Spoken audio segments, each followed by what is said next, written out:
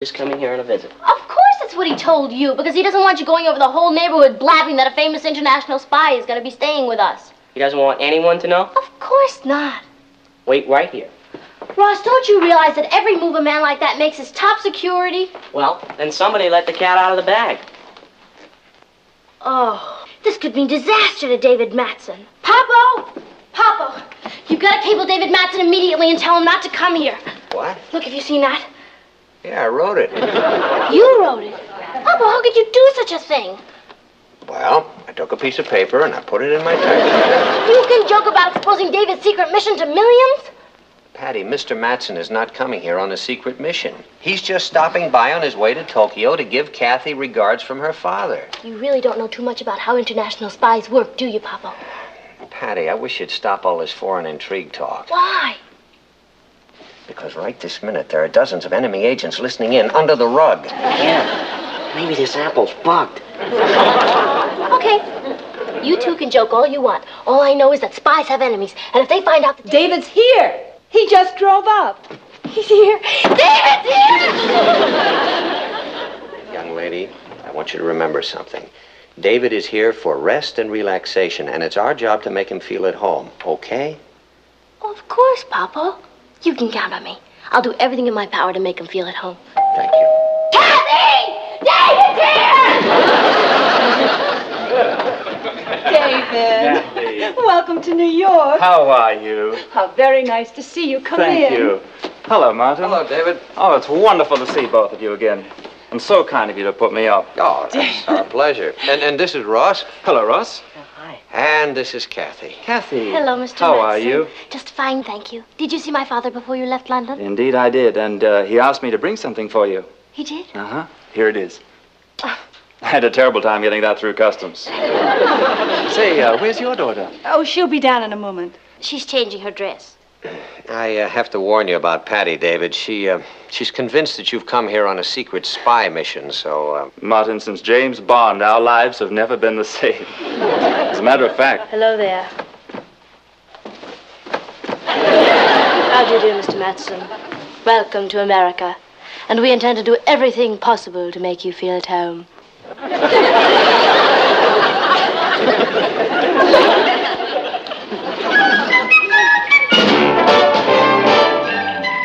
Meet Kathy, who lived most everywhere, from Zanzibar to Berkeley Square. But Patty's only seen the sights a girl can see from Brooklyn Heights. What a crazy pair! But they're cousins, identical cousins all the way. One pair of matching bookends, different as night and day. Where Kathy adores a minuet. The ballet russe and crepe Suzette. Our Patty loves to rock and roll. The hot dog makes her lose control.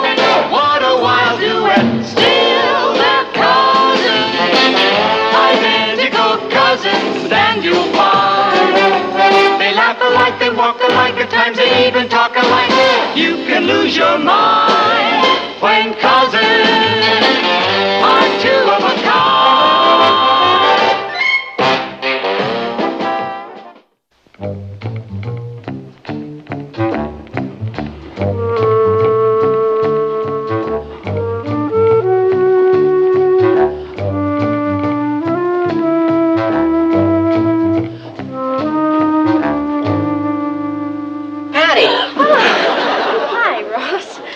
Are you going to go snooping around in David's room? Oh, no, but I'll bet nobody thought to give him fresh towels. You lose. Mom puts them in over an hour ago. Oh, over an hour ago? Well, then they can't be fresh anymore.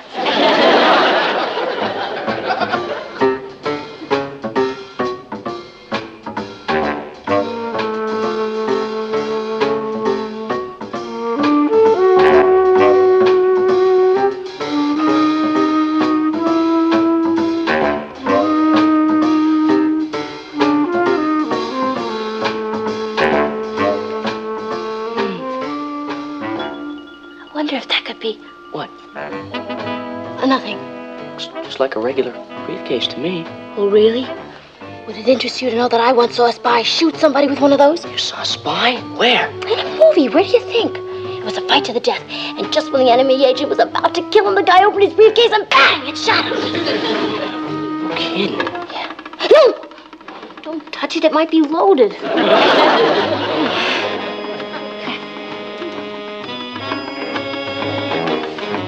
See those shoes? Guns in them too? Don't be ridiculous. Knives, maybe, but no guns. Knives? Yeah, poison ones. Suppose the spy is cornered, right? He stamps his feet and poison knives shoot out of the toes. One well-placed kick and... I'll tell you one thing. I'd never dance with a spy. See that? You mean it's not a can of shaving cream? Ross, if you'd stop going to so many monster movies and go to a spy movie once in a while, you might learn something. You know how this works? Sure. You squirt some on your hand, then you rub it on your face, you take a razor and shave yourself. Look, you're a spy. You're locked in a room by enemy agents. They've got the combination to the safe where the Earth-destroying formula is kept. You've got to get out of that room before they destroy mankind. You take the can, you tie it to a doorknob, you light a match under it, and in exactly 5 seconds, you know what happens? The doorknob gets a clean shave. I should take off tomorrow afternoon and really show you the town. Thank you, Martin, but the only place I plan to visit tomorrow is the office of a Dr. Harold Phelps. Doctor, aren't you feeling well? The girl I knew in London works for him, and one of the main reasons I stopped in New York was to see her. If that's considered sick, then I'm a desperately ill man. Oh, he's definitely running a fever. As a matter of fact, I think I'll go up to my room, call the lady, and aggravate my condition. Will you excuse me? Of course. Thank you.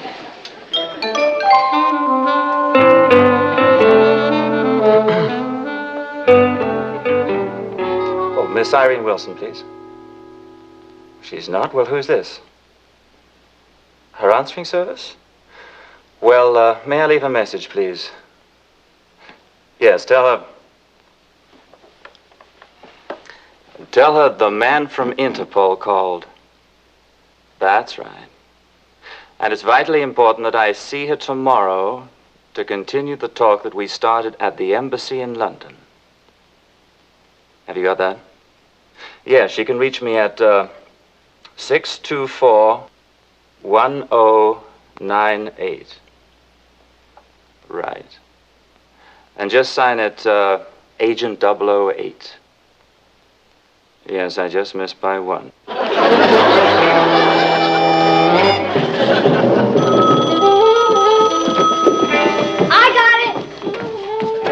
Hello? Hello, is David Metzen there, please? Oh, no, I'm sorry. He just went out. Is there any message? Yes. Will you tell him the lady in white called? The lady in white? Yes.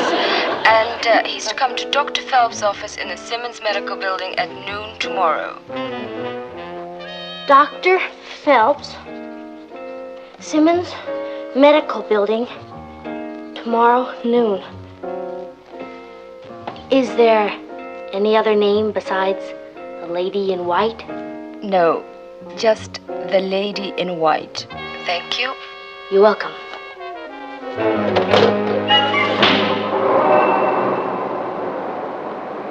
Ross, can you keep a secret? Sure. David Matson is meeting a woman spy in the Simmons Medical Building in a half hour. You're kidding. No, she's called the lady in white, and she works in a doctor's office as a cover-up. You sure? I took a message from her myself last night. Wow. Come on, I'm dying to see her. I've never seen a woman spy before. I have. I got one for a sister.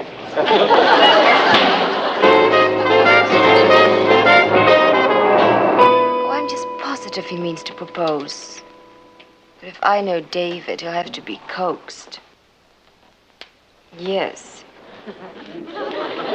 Oh, I don't know. Mm-hmm. That's right. Well, I'm sure you will have no trouble. That's her. She doesn't look like a spy to me. Well, of course she doesn't look like a spy. If she looked like one, her value to the service would be useless. Well, of course, everything is just going to be fine. I'll just tell you this. I have no intention of letting Mr. Metzen slip through my fingers this time. If he suspected I was out to trap him, there's no telling what he'd do. Well, I realize the risk I'm running, but he's only going to be in New York for 1 day, so I have to work fast. She's a double spy. She's working for both sides. No kidding. We've got to warn David. Let's go. Yes. Well, all right. I'll speak to you later then. Irene. David.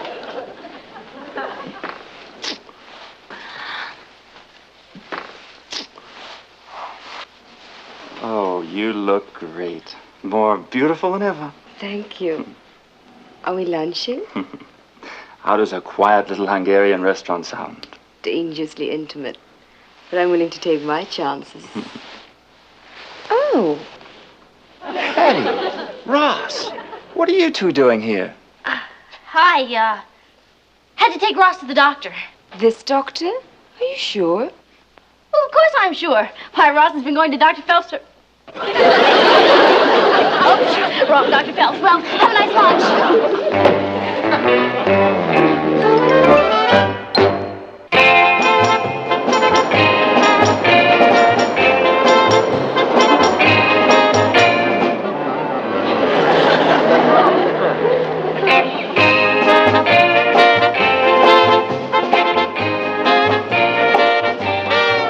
Look at that. She's squeezing his arm. So what?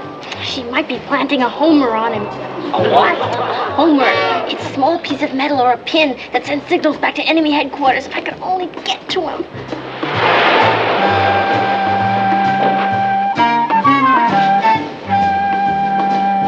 Boss, I got an idea.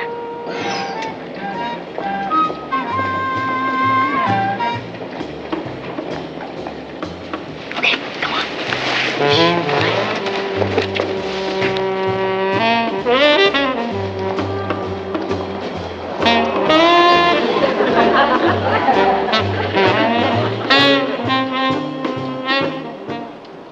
What's the matter? It's probably my imagination, but I've got a funny feeling I'm being watched. It's not your imagination at all. You are being watched. By who? Me. Silly.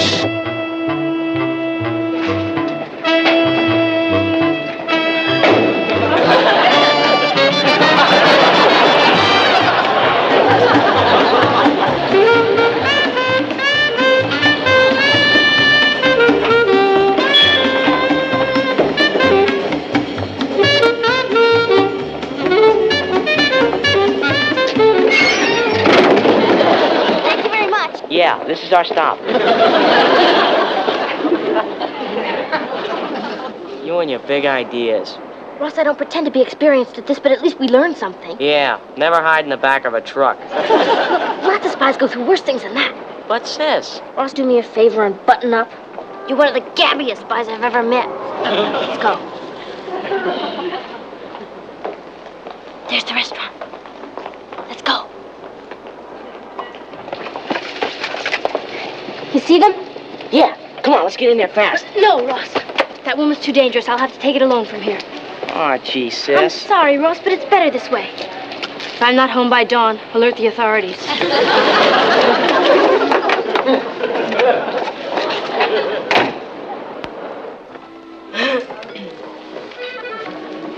Good afternoon, madame. Good afternoon. May I help you? Yes, I'd like a table for one, please. Oh, I'm so sorry, but we cannot seat singles. You must have an escort. An escort? I'll be right back. Oh, Ross. Is it over already? No, come on, I need you. Hurry up.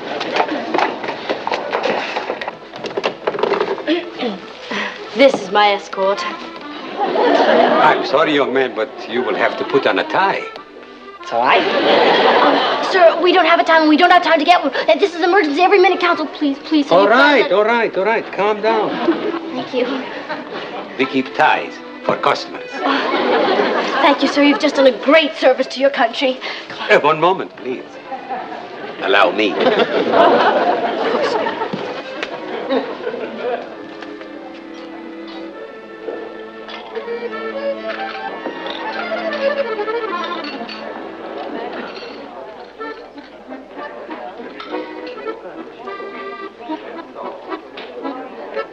Do you wish to order now, please? Yeah, sure. I can't read this thing. It's all in French. It's Hungarian. Would you like me to translate? No, never mind. Just bring us 2 peanut butter and jelly sandwiches. Young lady, this is a Hungarian restaurant. We serve Hungarian food, Hungarian style.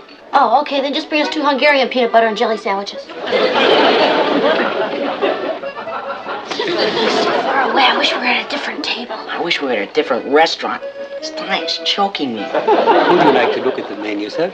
Oh, we won't need the menu for dessert. 2 chocolate mousse, please. Very good, sir. Oh, that's what we always had in London. You remember it. How could I forget? I gained 10 pounds. Istvan. 2 chocolate mousse for table number 1. Got to get to David before it's too late. Well, you better work fast. Here comes the dessert.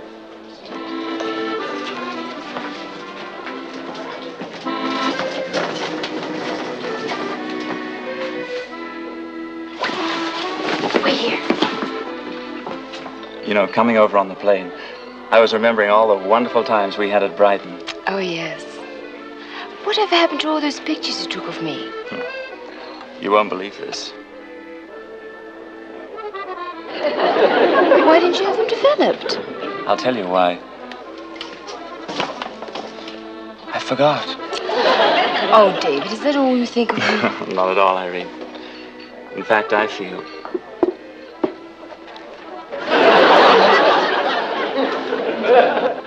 I feel that someone's trying to tell me something, and I think I know who.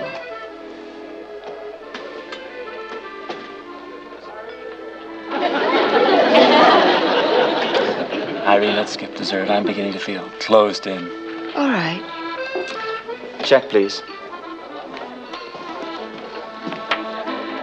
Yes, sir. Thank you. Thank you, sir.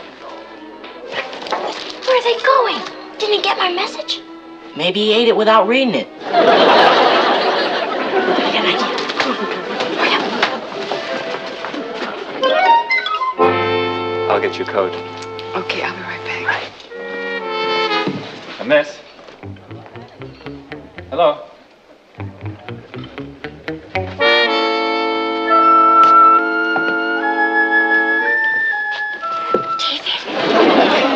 Why are you following me? David, you're in terrible danger. That woman is an enemy counter spy. Irene? Uh-huh. We heard her talking in the doctor's office. She said she's out to trap you. Yeah, and she's not gonna let you slip through her fingers this time. Well, now, that's information I can use. Good. What do you want us to do now? Go home and leave me alone with it. No, David, I know you're trying to protect us from danger, but we're in this together. Right, Ross? Right. Now, wait. No, till the end of time, David. Right, Ross? Right. I'm afraid, honest. Now, Patty, for the last time, will you please go home and let me handle this by myself? Wild horses couldn't drag us from your side. You will. I guess I'll have to include you in my, plans. Now, listen carefully. This is what she's after, and it's got to be delivered for developing without delay. Right, where? Do you know the camera shop south of where you live?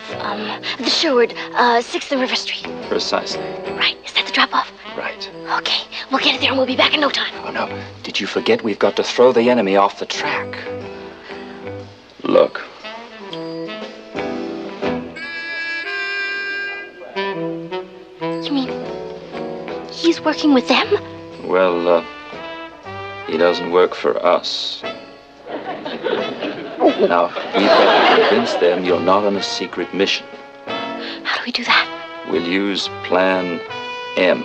Plan M? We've got to make the enemy agents think you're just a couple of ordinary kids out for an ordinary Saturday afternoon of fun and frolic. Oh, okay. Now, first, you will go directly to the malt shop, 2 blocks south of here. Wait a minute. There's no malt shop 2 blocks south of here. There's one 3 blocks the other way. I know, I was testing you. You'll order 2 jumbo banana splits. Now, the important thing is to act as if you're really enjoying the Sundays. You think you can?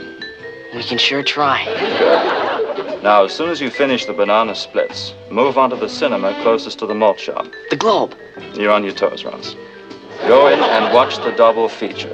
As soon as it's over, proceed to the camera shop, drop the film, and then go home. That's it. Come on.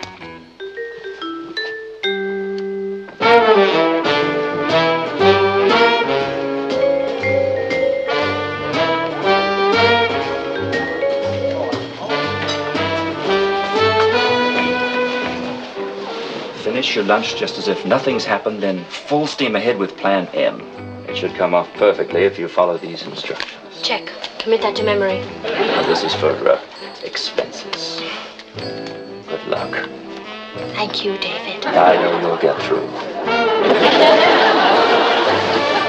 Got that down yet? I'm sorry, but there is no peanut butter.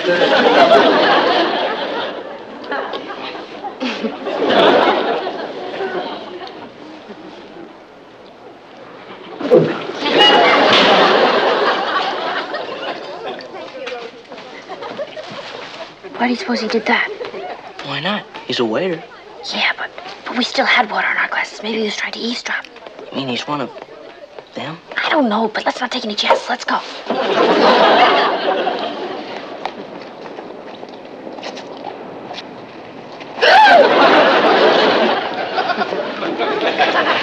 Get 2 tickets.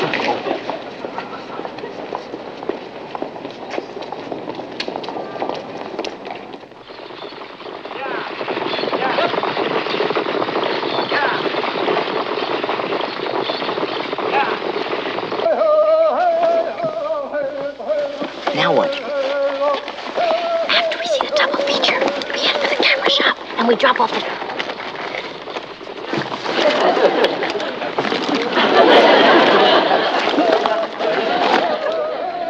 Ron! I can't find the film. It's not in my purse. Of course not. You transferred it to your coat pocket, remember? Oh, boy. What a relief. I think of how vital it is. If I had ever lost it, I'd kill myself. Maybe you better let me take care of it. No, I'll... You dropped it. Where is it? Must have rolled under another seat. We've got to find it. If that's lost, we're dead. I know. Mister, could you move your foot, please?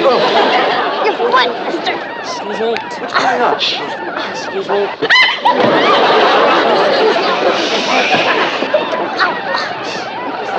No. Oh, sorry. Big Daddy. No, I can't see a thing. Hey, what's going on here? What's all this commotion? Are you the manager? You've got to turn on the lights. And we can't tell you, but it's a matter of life and death. Oh, please turn on the lights, mister, please. Calm down. As soon as the picture's over, put the lights on. No, we can't wait. Then come back tomorrow. It'll be turned into the lost and found. No, if it's found, we're lost. Oh, please, please, please, mister, please. Now, will you be quiet? Will you turn on the lights? Don't pipe down. I'm going to call the police. Good, we can use them here.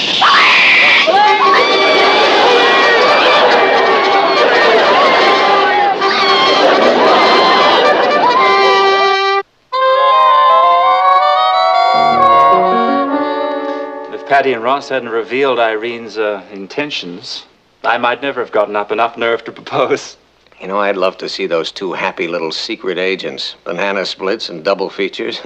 Certainly pay your assistant spies well, David. You will, Irene, if you're going to get David to the airport on time. Yes, we'd better hurry. All right. Say goodbye to Patty for me, and don't tell her the truth about the mission. It might break her heart. Oh, I'm sure she's caught on by now. She's just playing a game.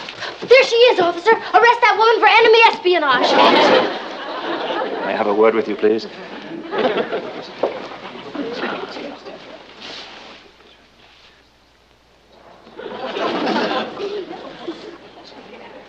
No, David, we need help. Don't go, officer. Patty, I've got the situation well in hand.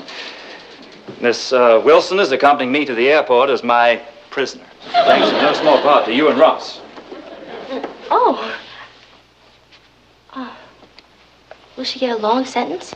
A life term, if I have anything to say about it.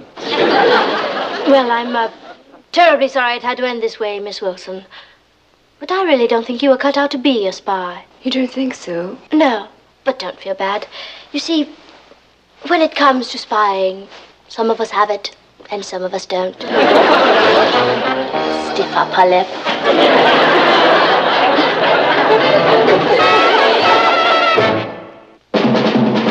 Here's Kathy, who's lived most everywhere, from Zanzibar to Berkeley Square. The Patty's only seen the sights a girl can see from Brooklyn Heights. What a crazy pair! But they're cousins, identical cousins.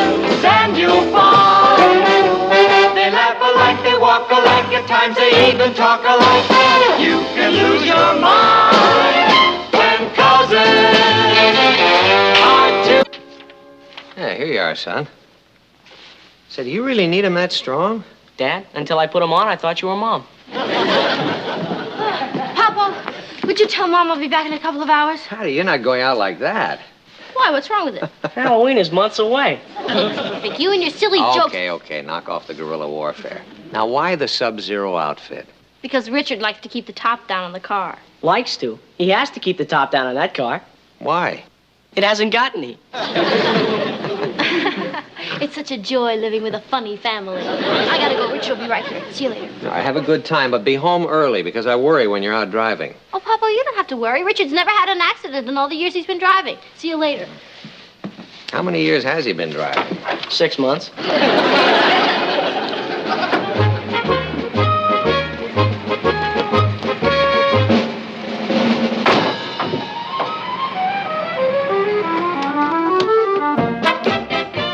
Look here, what do you think you're doing? Hey, did you see that car ram me? Yeah, I sure did. Good, then you're a witness. Okay. My name is Patty Lane, and I live right here. Thank you, Well, son. that guy had no right to... Son. Oh, excuse me, in that outfit you look like a boy. Well, I'm not a boy, and you can ask anybody. You can... Sorry about bumping into your car. Richard, what were you doing in that car? It's my father's car. Mine broke down. I'm sure we can work something out. I'm sure we can, young fella, because I got a witness here who saw the whole thing, and she says you were absolutely at fault. Yeah, this girl right here. Don't look at me. I look like a boy in this outfit. What was your name again? Matilda. Matilda Fenstermacher. I thought you said your name was Patty Lane and you live here. Oh, no, you're confused. Patty Lane is where I live. Now stop fooling around. You saw this accident. You're a witness whether you like it or not. Or do you want me to call a cop? Oh. Well, now, is that Patty or Patsy? A little of both.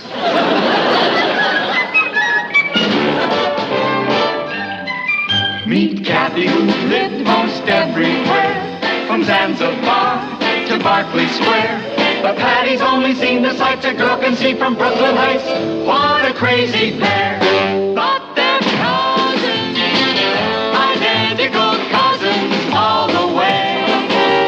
One pair of matching bookends, different as night and day. Where Kathy adores a minuet. The ballet russe and crepe Suzette. Our Patty loves her rock and roll, the hot dog makes her lose control. What a wild duet! Still they're cousins, identical cousins, and you'll find they laugh alike, they walk alike, at times they even talk alike. You can lose your mind when cousins are two of a kind.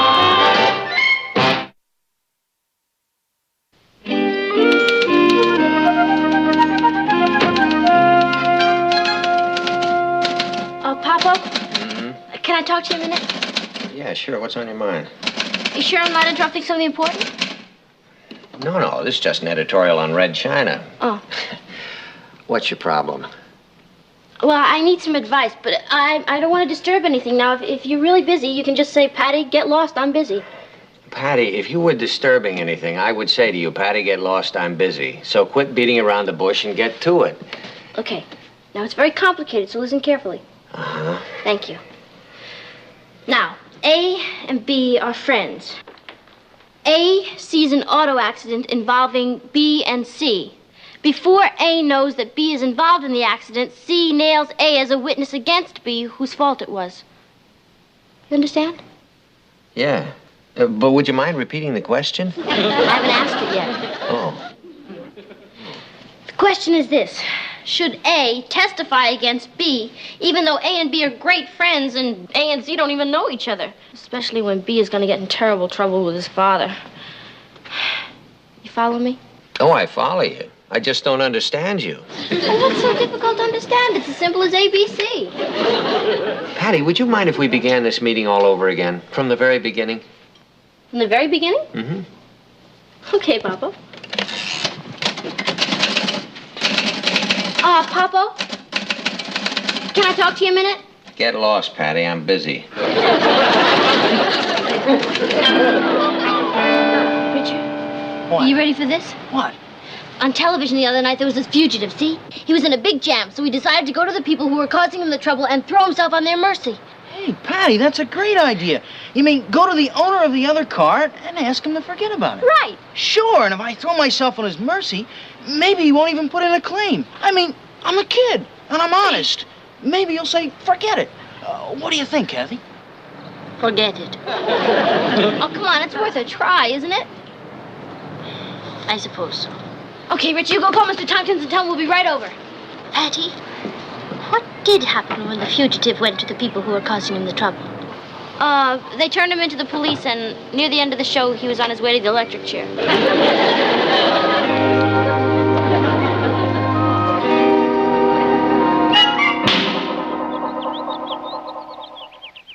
You see, Mrs. Tompkins, all I'm trying to say is that if you'll forget about everything, Richard will be happy to pay. My dear young lady, why don't you let Mr. Harrison tell me about the horrible accident himself? Horrible accident? It wasn't anything of the kind. Just the same, why don't you let Mr. Harrison tell me about it himself?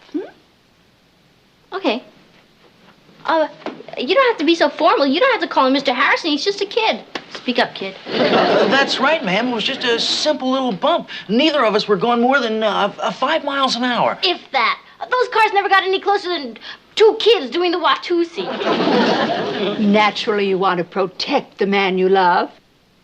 Look, all we want to do is pay you whatever it comes to for the small damage done to your car. That's right, ma'am. I'm going to give up something I can do without and give you $1 a week out of my allowance.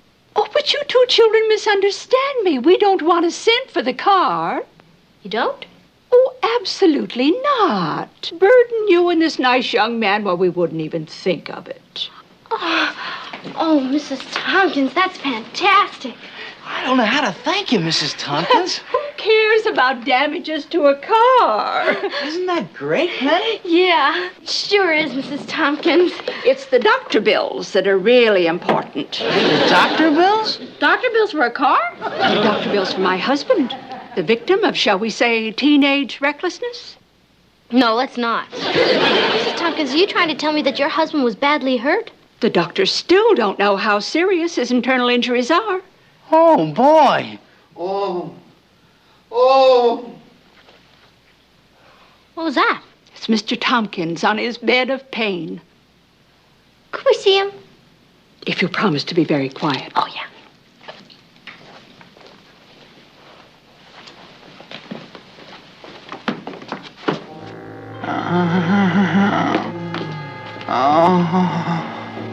Oh, boy.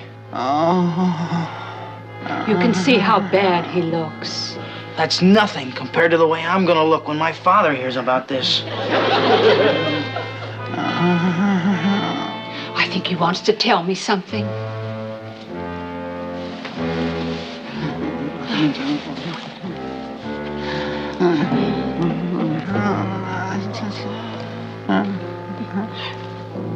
Is there one M or two in Testament? You mean as in Old and New Testament? I mean as in last will and testament.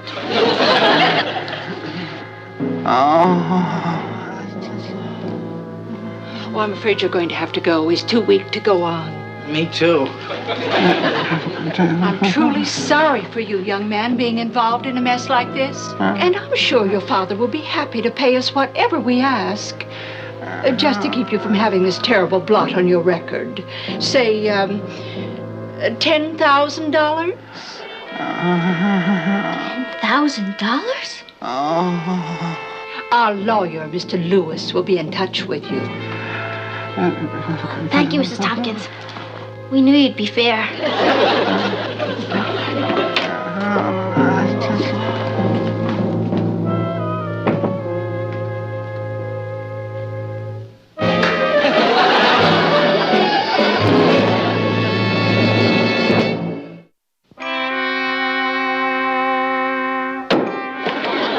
The thing that bugs me is this was the first accident I've had in all the years I've been...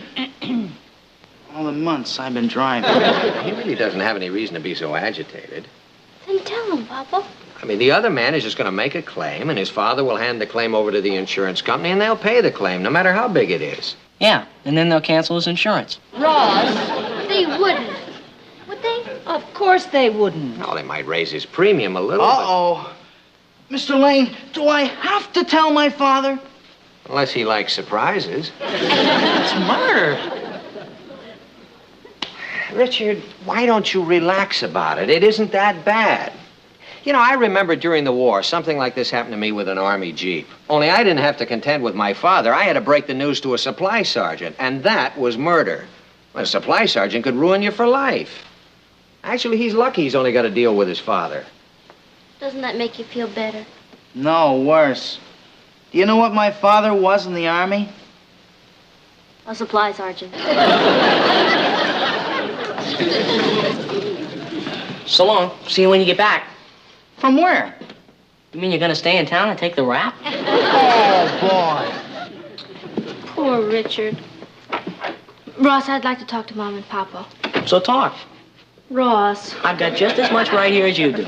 Ross. I'm going. But I'd like to know how I'm gonna learn about life if you keep sending me out of the room. Ross. What is it, dear? How can I testify against Richard?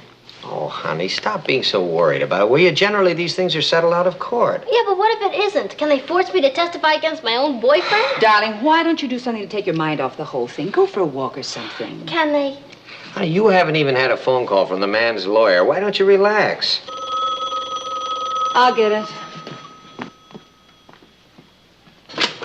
Hello? No, this is Mrs. Lane. Yes, that's right, Patty. You're the lawyer for whom? Wait a minute, he wants to talk to you about the accident. I can't talk now. I'm going out to take my mind off the whole thing.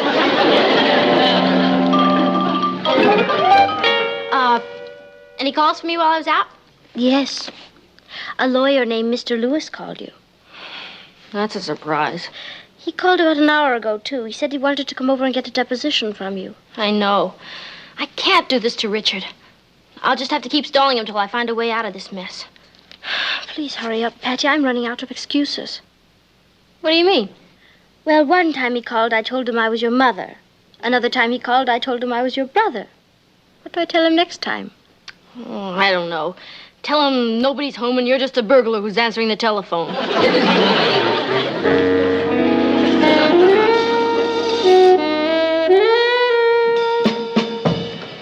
Patty, where are you going?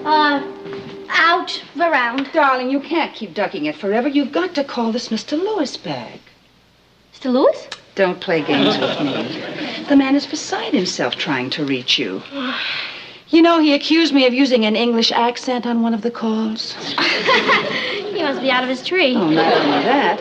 He told me he called yesterday and a burglar answered the phone. I'll see you later, Mom.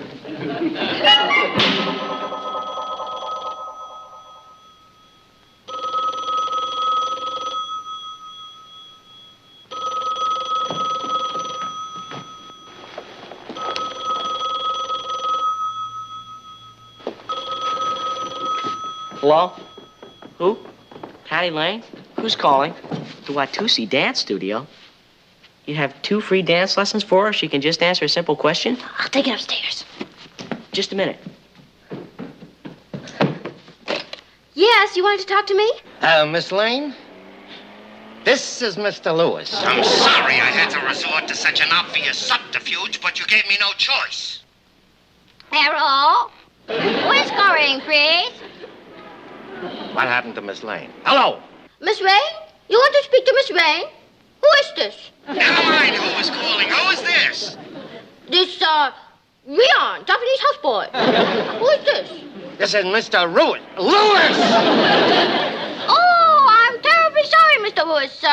You from out of rock. Miss Rain is unavailable. Are you sure? I'm positive I had her on the phone. Mr. Lewis, please control yourself. No need to make a big McGilver. This is not Pearl Harbor, you know. Now, you listen to me, Rion, and you listen good. You tell Miss Patty Lane that she had better return my call immediately. Do you understand what I'm saying? Yes, sir. Unconditional surrender.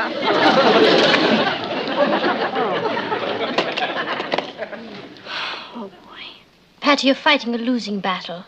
You saw the accident and you'll have to tell the truth. Yeah, I guess you're right. The question is, did I really see it? What? Now that I think about it, I'm not too sure. What do you mean? Kathy, all I can remember is I came out of the house and I heard the crash, and then I looked over and... That's it, Kathy. I didn't see the accident, I just heard it. Are you quite sure? Oh, doesn't light travel faster than sound? Yes, but... There you are. Aren't you just rationalizing? Yeah, but doesn't it sound good? Any jury would see through such a flimsy pretext. Hey, Eagle Eyes. Can't you see I'm busy? Will you take a look at this coin and see if you can't make it out? Is it a 1915 D or S? Where's your magnifying glass? Why don't you use that? I can't find it. You're always bothering me. It's a 1915 D, as in dumbbell. Thanks, sis. Never mind, sometimes he's... That's it, Kathy. That's it. That's what, Patty? That's how I can get out of testifying against Richard. You see, Patty, I'd really rather you didn't let me in on it. You see, you may need me later on as a character witness.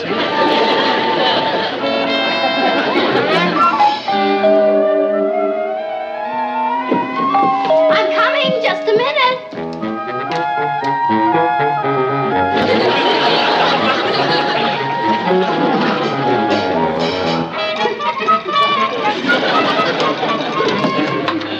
Hi, Henny. I'm not Henny. I'm Mr. Lewis, Mr. Tompkins' attorney. Oh, yes, of course. For a minute, you look just like my Aunt Henrietta. Won't you? I should have known it was you because you told me you were coming over. Oh, may I take your hat? Yeah. Thank you. I always admire a man who wears a derby. Can I take your suitcase, too? No, thanks. Oh, all right. Well, won't you come in? Excuse me. Well, just make yourself at home. I know you want to talk about your client's accident, and I want you to know I'm willing to tell you everything I saw. Tell me, have you always worn glasses? Oh, no, of course not. As a matter of fact, do you see this picture? Now, up until then, I never wore glasses. Oh. Well, I took the liberty of preparing a statement which I'd like you to look over and read and correct if necessary. Yes, thank you. Can you see that all right? Yes, of course. Can you read it? Yes, of course. Oh, boy. Oh, thank you. You're right. That's much better. Uh-huh. Okay. Oh, would you like some candy? No, thanks. I don't smoke. Oh, I'm sorry. Can I get you a cold drink? Please. Don't go away.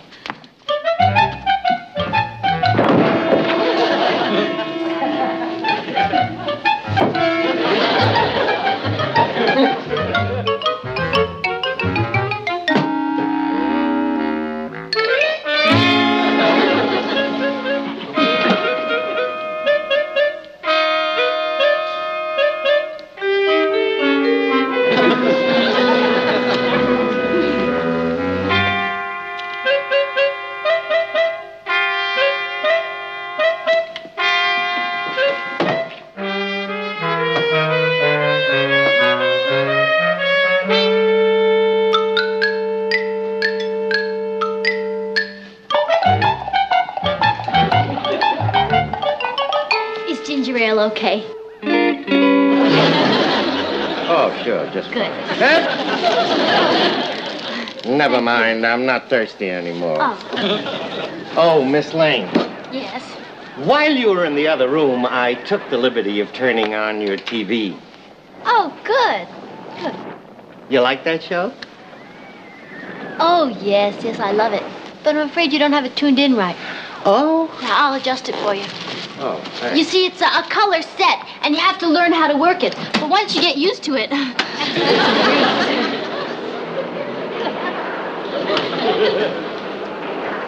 Miss Lane. Yes. I came here to assist. Patty, do me a favor, Ross, don't you see that I have a guest? but it's vitally important. Please excuse me. Little brothers, you know.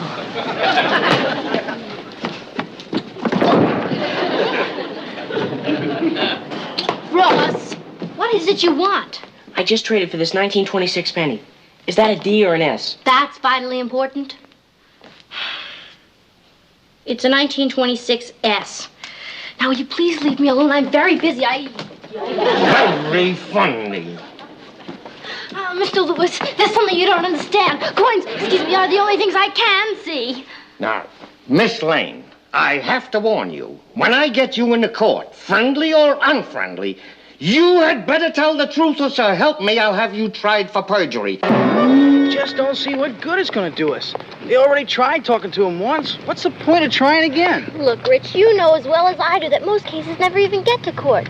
People sue for $100,000, and then you hear they settle out of court for $56.27. Look, I figure if we go to the Tompkins and catch them off guard and offer them cash, they may just accept it.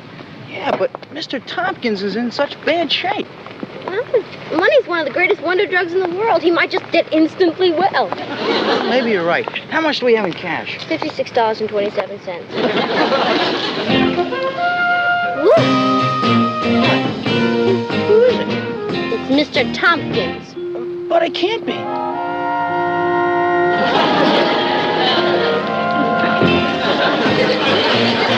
Hurry up!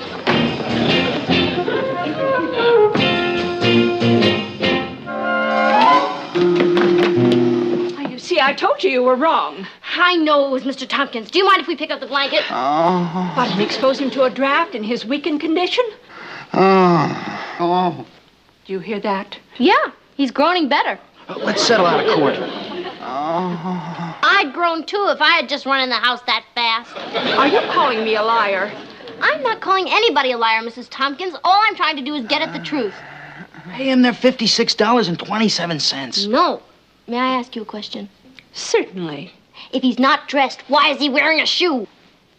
That's a special shoe prescribed by our doctor to relieve the pain. Pay him the $56.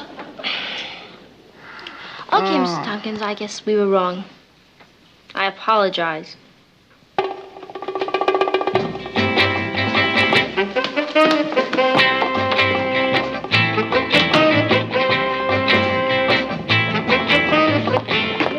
From us, young man. I sure hope not. I beg your pardon. It was nice seeing you again, Mrs. Tompkins. Goodbye! Oh, here, Patty, shake my it off. leg, my back. It's probably nothing. No, Richard, don't touch me until we find out if anything's broken. But I just don't understand how this could have happened. Oh, Richard, before I faint, get the names of all the witnesses. Faint? Witness? Oh, well, you just barely stumbled on our step. Richard, you heard her. You're my witness. Mrs. Tompkins just admitted I fell on her step. Now she's my witness against Mr. Tompkins. What? I know just how you feel, Mrs. Tompkins, testifying against your own husband. Now, just a minute. Aren't you going a little too fast? Woman to woman. Mrs. Tompkins, I know how you want to protect your husband from paying for the terrible pulverizing damage. Oh. I'll never dance again. Don't be ridiculous. We aren't going to pay you a cent. Pay me, Mrs. Tompkins? No, I'm afraid you misunderstand. I don't want anything from you. Well, that's different. But my folks are going to be awfully angry at you for ruining a potential ballet dancer. Unless what? Let's look at it this way, Mrs. Tompkins. You will win your case against Richard for $10,000, and my folks will win their case against you for $10,000, and then we'll be even. So why should you be the middleman? Why don't we just call it quits now? Yeah. All right, Miss Lane. You made your point.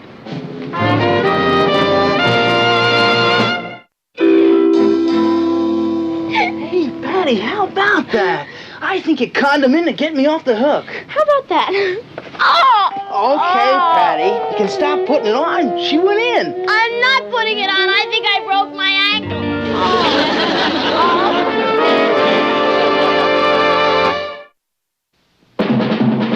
Here's Kathy, who's lived most everywhere, from Zanzibar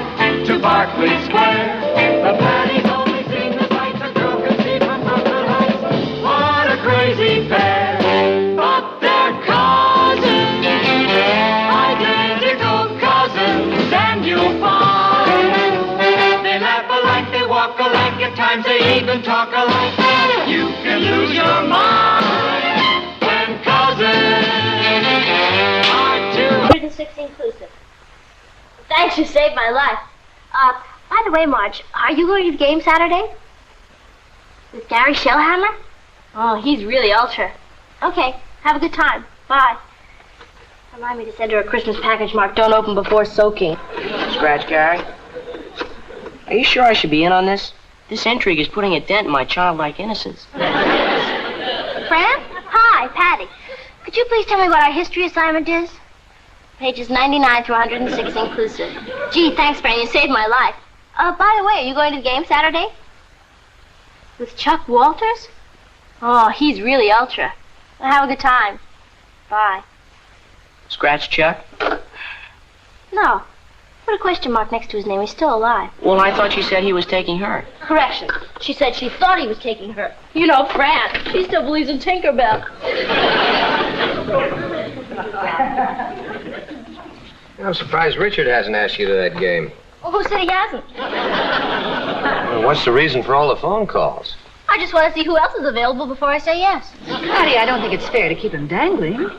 Mom, if I said yes right off the bat, and then somebody really dreamy asked me to go, I'd have a trauma for the rest of my life. Yeah, but what's going to happen if he gets tired waiting? You know the old saying, bird in the hand is worth two in the bush. Yeah. But what about don't put all your eggs in one basket? I think don't count your chickens before they're hatched is more to the point. Wait a minute. How did we get into the poultry business?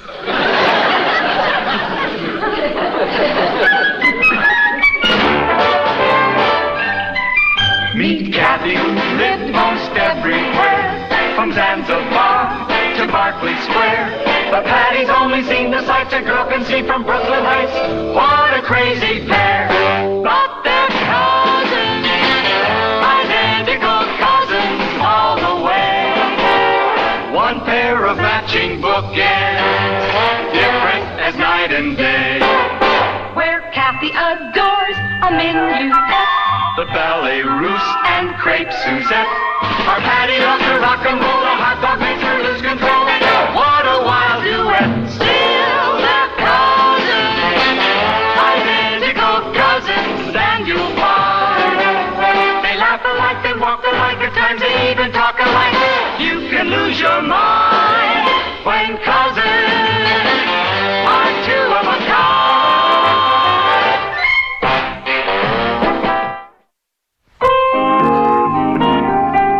What I'm trying to say is this, Patty. Richard likes you. But if you put him down too often, his interest is going to cool off. And I imagine that there are other girls that would find him attractive. Papa, when did you start worrying about Richard? I haven't, believe me. It's just that I want to be sure you know what you're doing. Because when a man feels that he isn't appreciated, he becomes an easy victim for the first pretty girl who bats her eyes at him. Papa, you've been watching too many late movies. I assure you, it happens. Richard falling for another girl? Impossible. Impossible. What is? The idea that Richard could ever fall for another girl. If it's so ridiculous, why have you been brooding about it all day? Brooding? Who's brooding?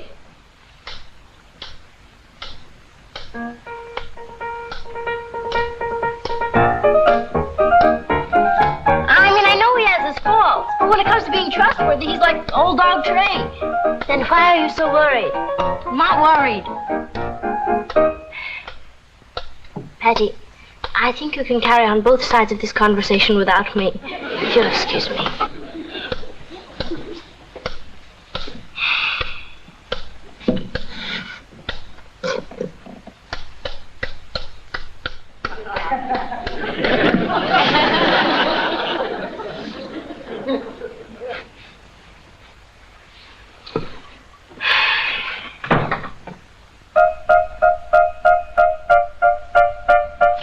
Hi, Kat. Would you tell Patty Mr. Big is here?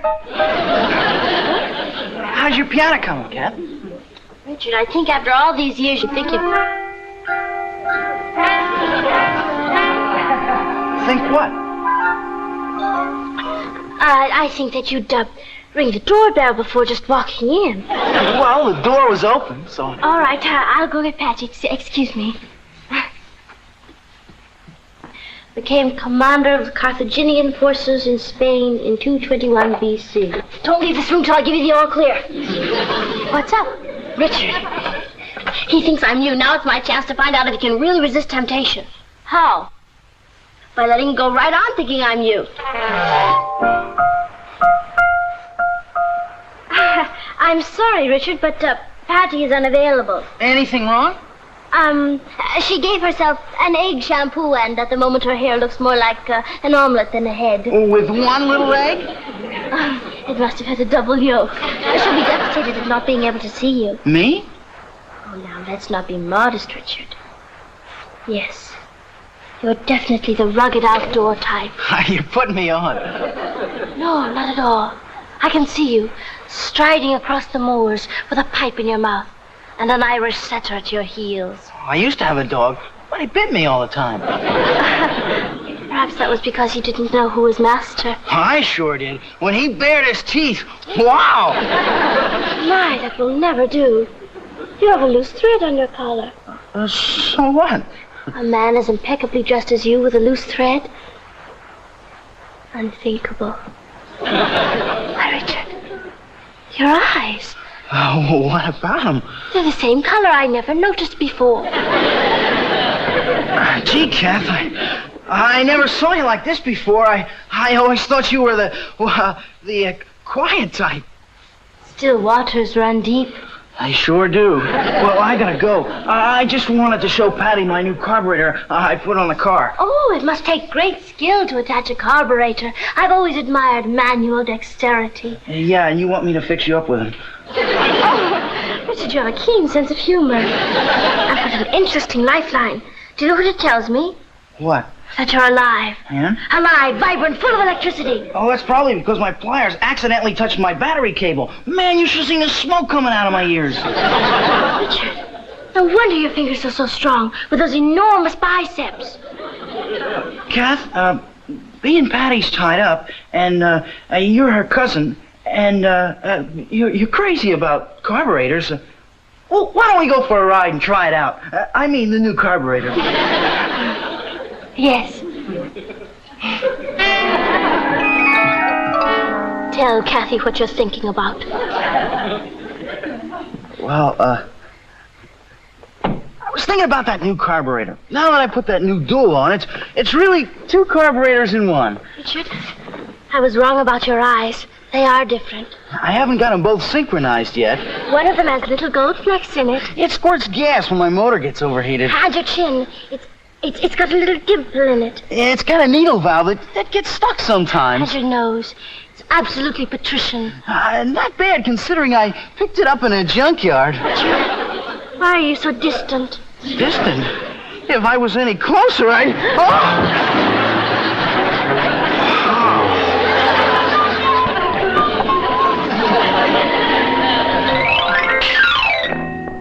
Sorry, Patty, I've got to get to class. The first bell rang.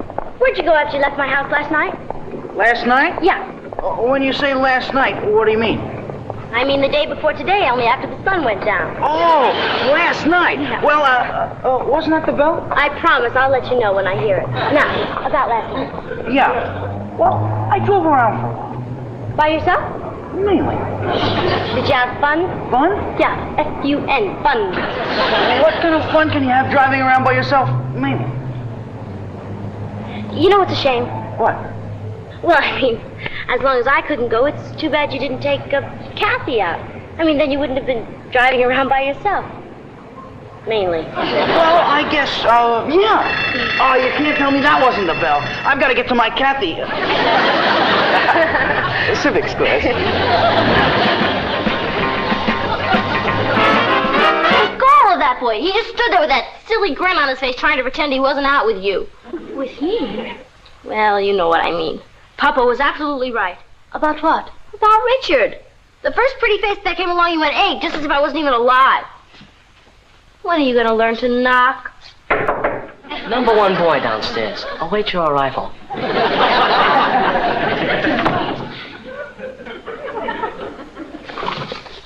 Aren't you going down?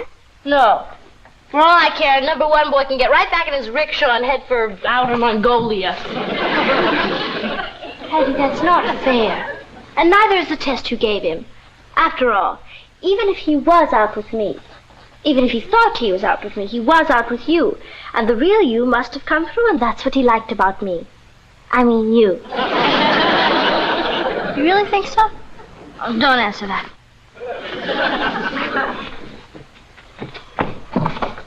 I may forgive him. But first I'll make him squirm a little. Hi, Rich. Having trouble? Darn tie. Here, let me help you. Sorry. Look, Patty, I've got big plans. Guess where we're going? To the city library to hear a lecture by Professor Ernest Krumholtz. What kind of a thing is that to do on a Saturday afternoon? Wait to hear what he's going to talk about. Oh, what? Your dictionary and how to make the most of it. My what and how to make the what of it? I hear he's great explaining how to use those doohickeys on top of vowels. Oh, he is? And if you don't know how to use those doohickeys, then you won't know how to pronounce words. You see what I'm driving at? I'm beginning to. And it sounds dull to you, huh? No. As a matter of fact, it sounds fascinating. It does? Mm-hmm. I'd love to go. You would? Swell. I'd hate to tell Wilbur and Cynthia we couldn't make it. Oh, what's the matter with me? I forgot. Just looking at Wilbur makes you nauseous. And you can't stand Cynthia. Richard, look, you've really been too honest for me to pretend any longer. I'm not interested in your dictionary and how to make the most of it. Oh, that's great. It's great you told me. I'll just call up Wilbur and tell him we couldn't make it.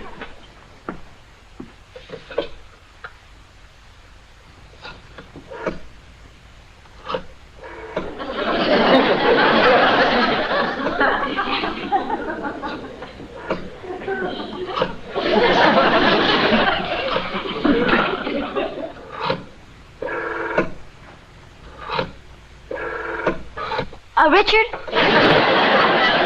Yeah? Look, it's kind of silly to do that. Why don't you just ask somebody else to go?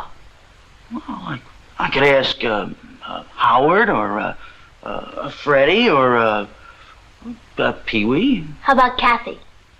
Kathy? Kathy who? My cousin, Kathy. How many Kathys do you know? Oh, that Kathy. Do you think she'd like to go? Oh, Richard, I can practically guarantee you she will. I'll go tell her.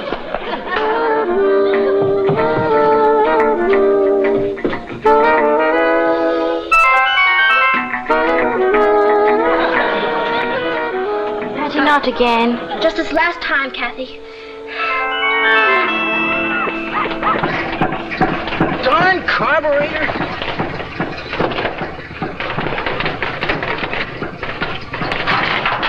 Richard, I bet you told Patty that we were going to a lecture just so she'd back out. I wouldn't say that. Oh, come on now. You can tell me the truth. Well, as a matter of fact, you must...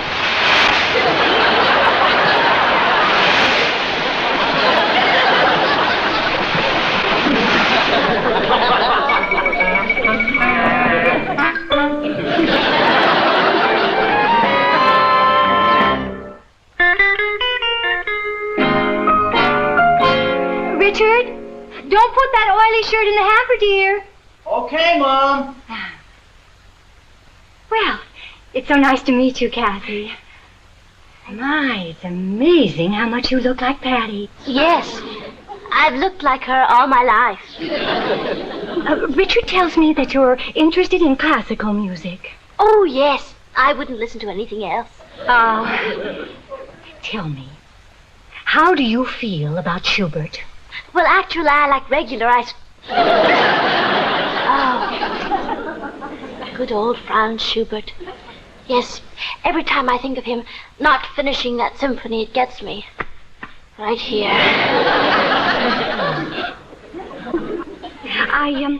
I understand you play the piano extremely well.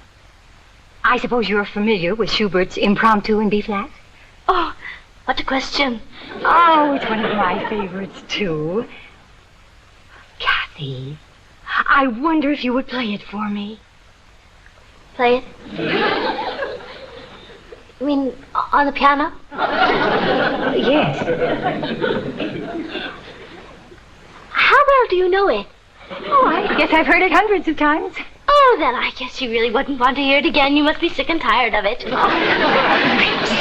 I wish you'd persuade Kathy to play the piano for us. I think she just wants to be coaxed. Oh, believe me, I don't. Come on, Kat, do your stuff. Mom loves good music.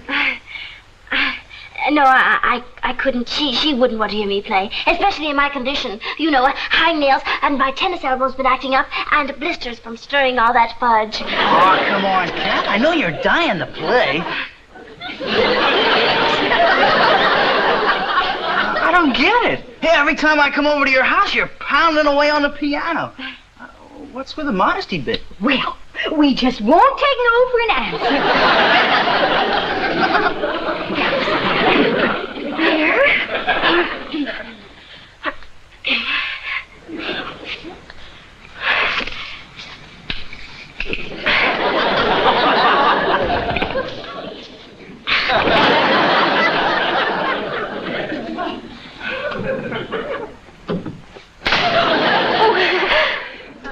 Too high.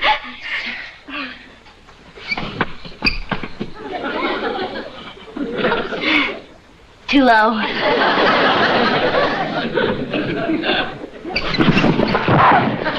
Too bad. Come on, Kat.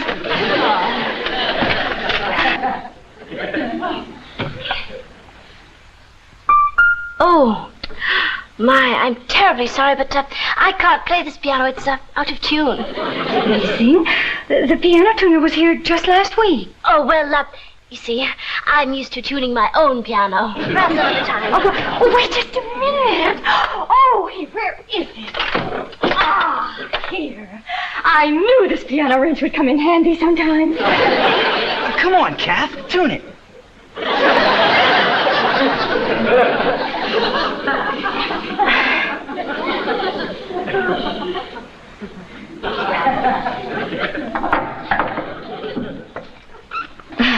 Hurry up, Kath.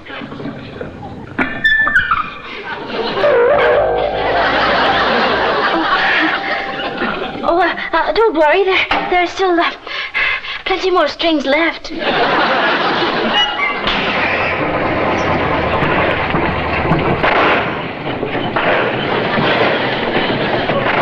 Welcome to World War III. What's wrong with it? I don't know. Sounds like it could use a shot of penicillin.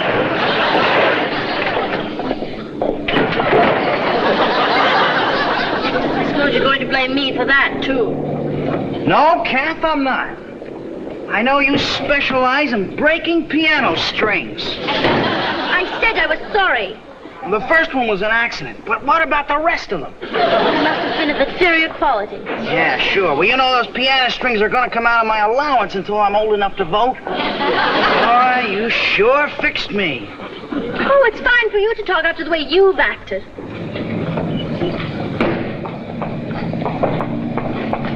Kath. What? Do you want me to walk you home? No, thank you, Richard. I think you'd better save those king-size mucklucks you call feet for stepping on your dancing partner's toes.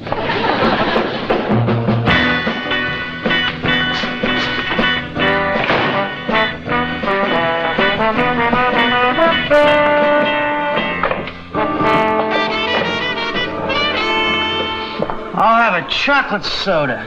You better make that a double.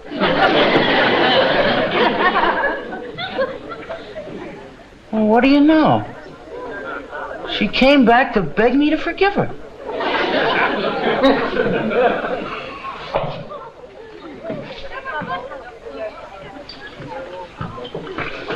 Kathy, I accept your apologies. Apologies? For what? Well, to start with, breaking all those strings. Strings? As if you didn't know. And how about the crack about the mucklucks? I broke the string on your mucklucks? Now try being funny about my losing my allowance for a year. A year's allowance for a pair of shoestrings? Either something's happened to your sense of humor or... Oh, boy, oh, boy, oh, boy. Richard, are you all right? Can I get you something? A new head. My old one's got a hole in it. I beg your pardon? Oh, nothing. I'll tell you this. Two can play the same game. We'll see how Patty likes it when the shoe is on the other foot.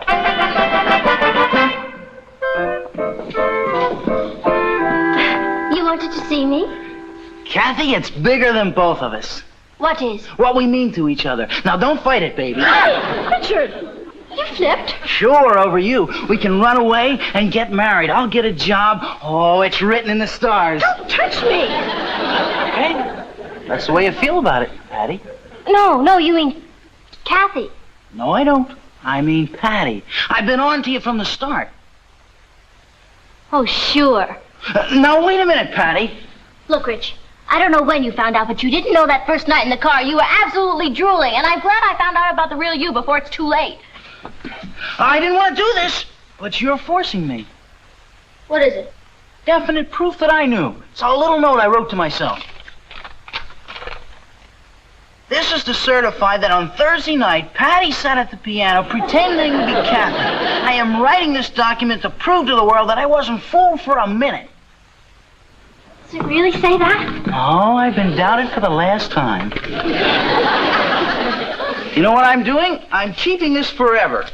Next time I come unglued over a girl, I'm going to pull it out and read it and remind myself that the girl of my dreams didn't trust me. Oh, Richard, wait. No, I'm sorry. You've hurt me for the last time. What is it? I'm sorry. You admit you were wrong? Scout's honor. Tell me, how did you know it was me? Masculine instinct. Masculine instinct? Sure. When a fellow feels that way about a girl, he's got a built-in radar that goes beep, beep, beep whenever she's within a mile of him. Oh, Richard, I'll never doubt you again. You keep yourself free, I may take you to the basketball game tonight. Thank you. Bye. Bye. Patty, that wasn't very nice. I can't help it, Mom. I had to see what's inside or I'll explode. Patty, I think you should bear in mind that this whole thing started because you didn't trust Richard. Now, if you open that envelope, that's just another sign of your lack of faith. You understand? You're absolutely right, Papa. I should be ashamed of myself.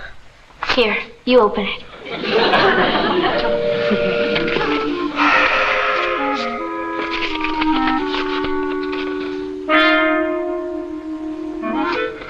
Boy's penmanship leaves something to be desired. This is to certify that on Thursday night, Patty was sitting at the piano pretending to be Kathy. And I'm writing this document to prove to the world that I wasn't fooled for a minute. Good old Richard.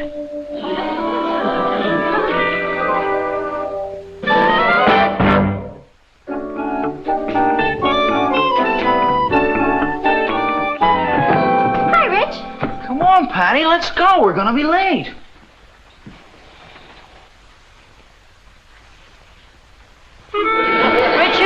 Come on, Patty, let's go.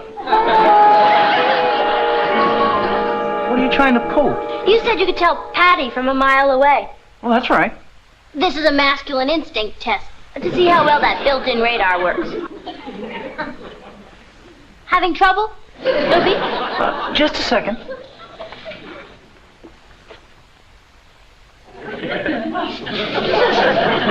Okay, Patty, let's go. That's wonderful, Richard. How could you tell? Just like I told you. Radar, instinct. You really must know I smelled that perfume I gave you for Christmas. It's great. Richard? Yeah? The next time you send me perfume, make sure it isn't gardenia. Gardenia gives me hives. I gave that bottle to Kathy. Come on.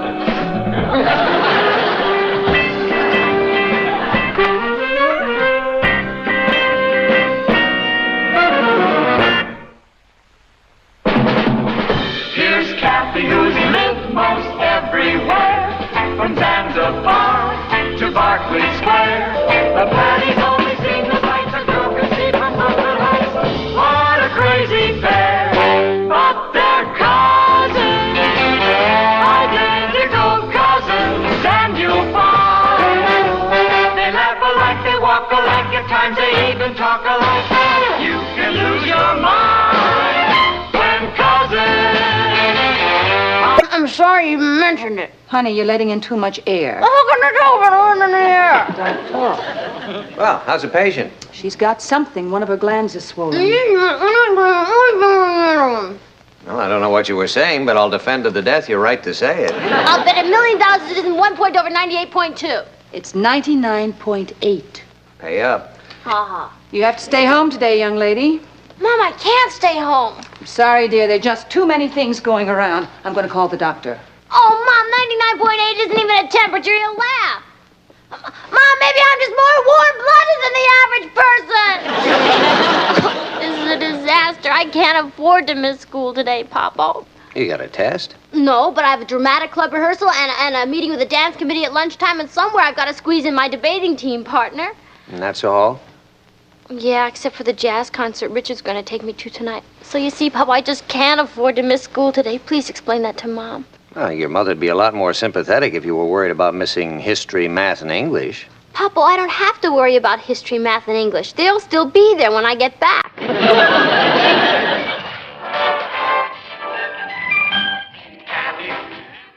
Everywhere from Zanzibar.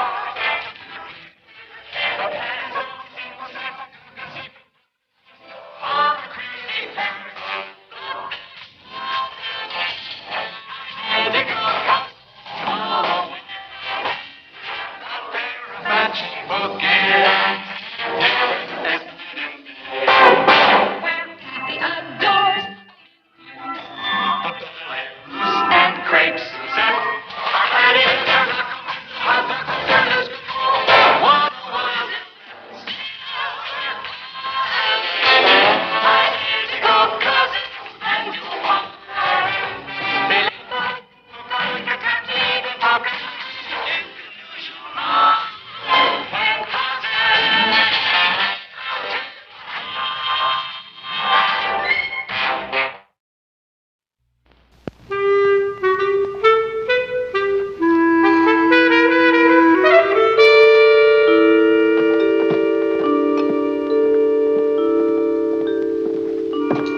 Mom, you up here? Yes, dear.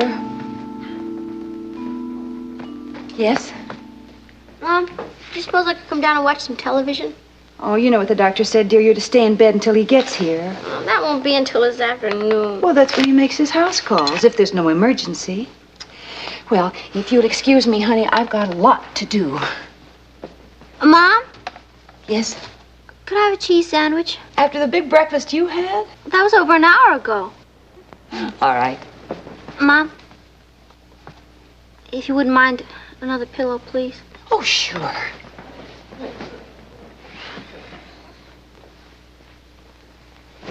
Thanks, Mom. You're an angel of mercy.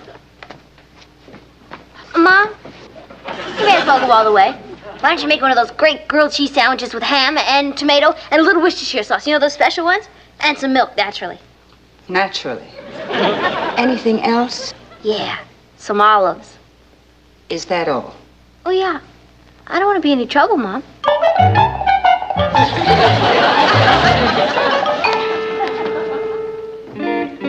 Mom! Yes? I forgot to ask you something! What is it? I don't want to yell. It might hurt my throat. Okay, I'm coming. Mom, do you think it would be all right if I used the phone? I really think it would be better if you just rested. And besides, who are you going to call, dear? Everybody's in school. Yeah, I guess you're right. If you'll excuse me, honey, I really have got an awful lot to do. I know. Why don't you take my temperature again? I really don't think it's necessary. I know. I'll take my pulse. Do that. Oh, no! Patty! What is it? My nail is chipped. Mom, would you get me the nail file, please?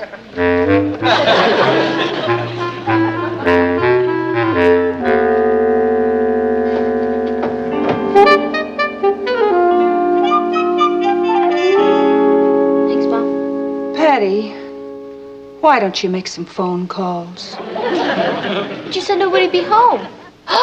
Doris Hartley's home with a broken leg. Wonderful.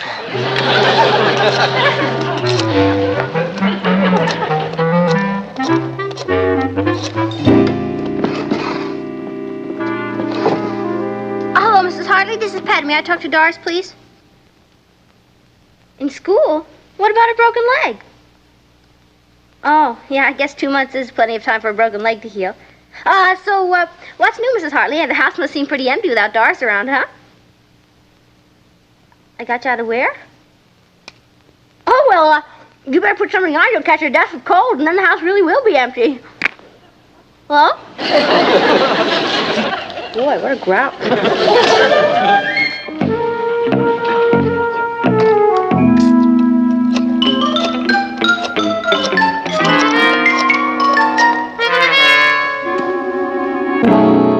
Hello, is this Brooklyn Heights High School?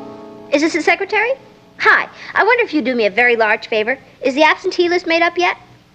Oh, good. Would you read it to me? No particular reason. I just want to see who's available for some phone calls. Me, I am, let's just say I'm a community-minded citizen who makes a hobby out of calling shut-ins. You're not allowed to give out students' phone numbers?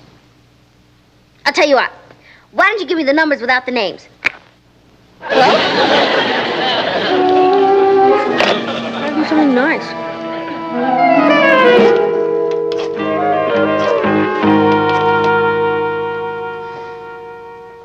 Natalie? So what's been going on around there? I've been trying to reach you for an hour. I let Patty make some phone calls just to occupy herself. Well, who's she been calling? Aren't all her friends in school? Did you ever hear of the classified phone book? She's been poring over it like it was the Book of the Month Club selection. In other words, she's feeling pretty good. She's fine. Now ask me how I am. Well, you were the one who insisted that she stay home. Yeah. Honey, I haven't got any more time to talk to you. I've been trying to get the breakfast dishes done for the last 3 hours. But thanks for calling. It's good to talk to somebody without climbing the stairs. Bye, dear. Goodbye.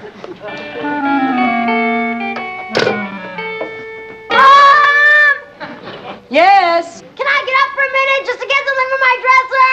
Can it wait until I get there? No, it's vitally important. I'll be up in a minute.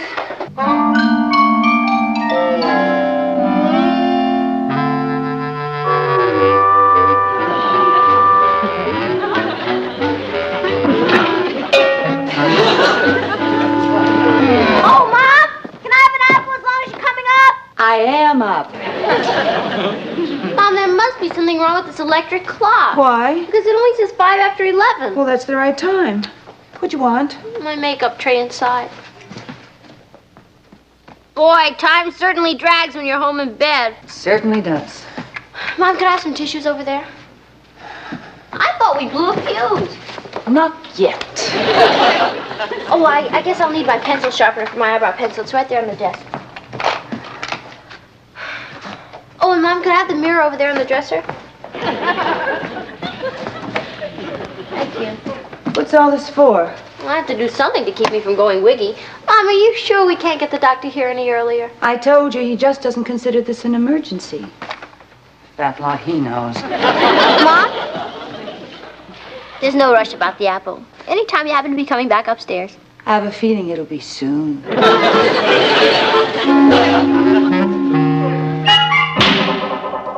Here's your apple, dear, and I brought a few other things for the rest of the afternoon so I won't be... What are you doing covered up? What have you done to yourself? It's the newest look. The magazine says it's going to be very big this year. Where, in Hong Kong? Look, this article says makeup can uncover your secret self. What do you think? I think you should put the cover back on. I'll get you a washcloth. I think you're beautiful.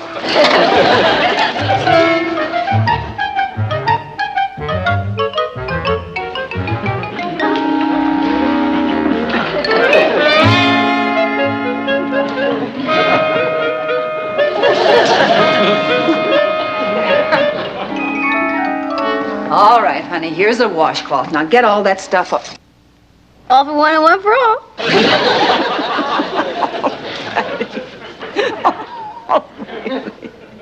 I'm just trying to keep my mind occupied.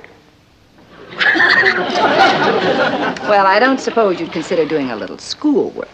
In my condition? Scrub up. The bill.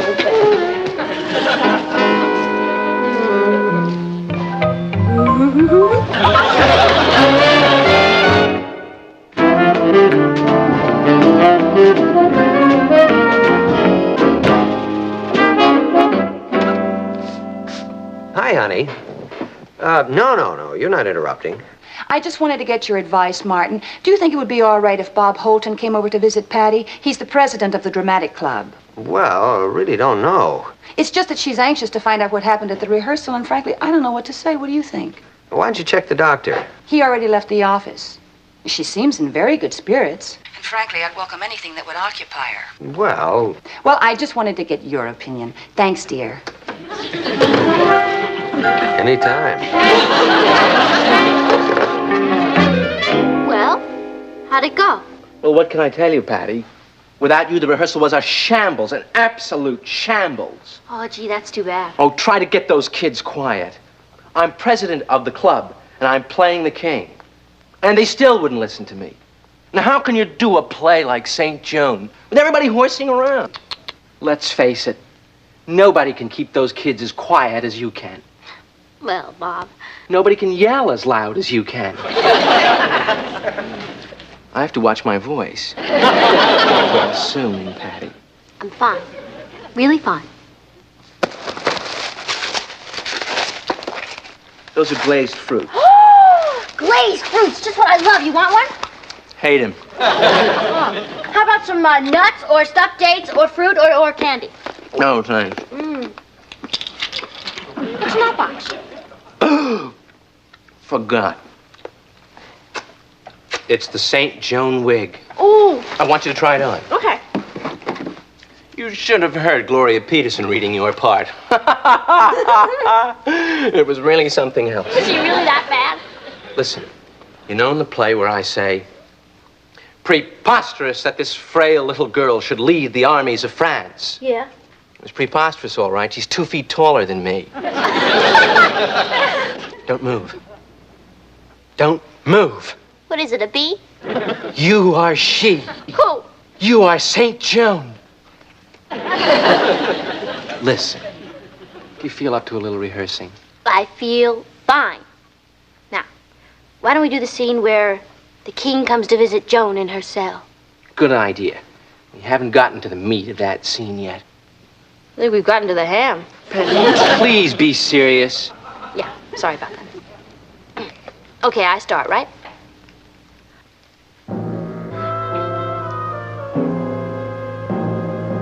The king flatters me by his presence. Wait a minute. What's the matter? Give me a chance to get into the mood. I can't become a cruel tyrant like that. I'm sorry.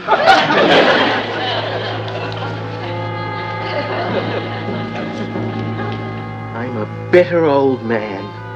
Old before my time.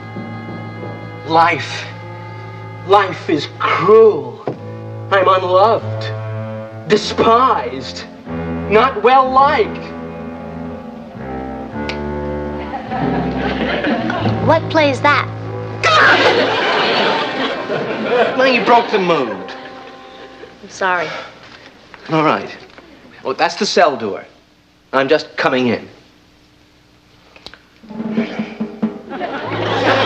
You are the king of France, even if you are bitter and old, hated and despised by friend and foe alike. But why are you hated and despised? Because you're rotten, because you're cruel, because you treat everybody for the man. They're a true heart of gold out of the human being. Bob? Bob? Bob, I think you went in the wrong cell! Who's that? Bob. He's my leading man in the play. Where'd he go? At the front door. Hey, do you think you'll be okay without a keeper? Ho, ho, ho. What do you want? Freddie Marshall's here, and in case you don't feel well enough to see him, he sent these up. And just after dinner mints. Of course I feel well enough to see him. I have to talk to him about that speech for the debate. Hello? I got it, Mom. Oh, hi, Emma. How'd it go? Oh, you need my opinion, huh? Well, look, Freddie's here now, and Bob just left, and I doubt if he'll ever be back. Why don't you come by and we'll talk about the dance committee in about a half hour. Okay, bye. Tell Freddie you can come up. You want one? One! Dear, I just want to warn you, the doctor called. He'll be here at 4 o'clock. Gee, Mama, I don't think I can work him in until 4:30. And so I say to you, ladies and gentlemen, that my worthy opponents have utterly and completely failed to show us why the voting age should not be lowered. We of the affirmative, however, have amply demonstrated that today's teenager is fully equipped to take his or her place in the national scene. Yeah. And in conclusion, let me just say this. We teenagers are tired of being future citizens. We want to contribute here and now and not in the hereafter. I thank you. Hey, that speech is great, Freddie. Thanks. Now, what about your speech? I'm working on it. Oh, you better get cracking. The debate's Monday. Hey, do you think you'll be all right by then?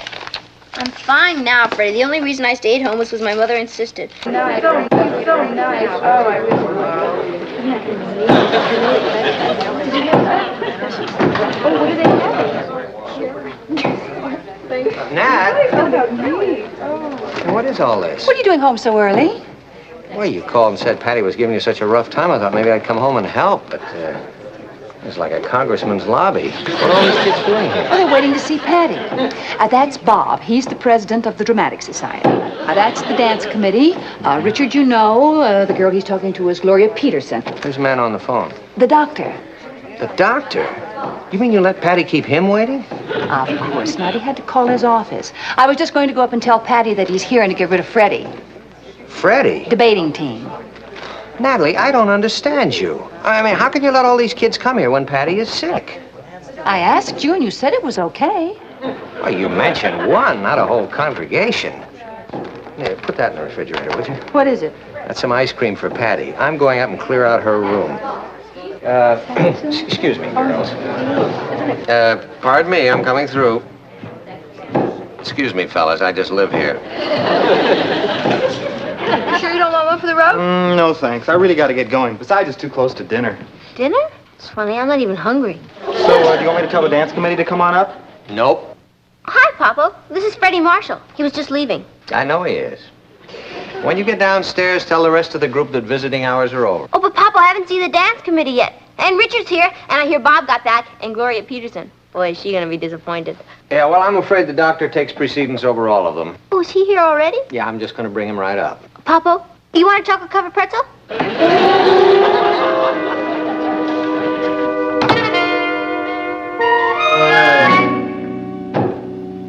Lemonade? I'm a loyal subject of the king. Are you friend or foe? Are you with Joan? No, I live here. How long is Patty going to be tied up? Till the doctor leaves, I guess. Stand aside. I must take my leave. Okay, but you better stop by the gas station and have them tighten your bolts. Well, you must be a very popular young lady to judge from the number of visitors down there. That's when she's homesick. You can imagine what it's like around here when she's well. How's her pulse? Perfectly normal for a girl her age. Of course it's normal. I bet my temperature's normal, too. Patty. Has it gone up? No, down. It's normal. See? Can I get up and get dressed? As far as I'm concerned, you can. You see, that's what we need in the world. More doctors like you. Mom, would you have...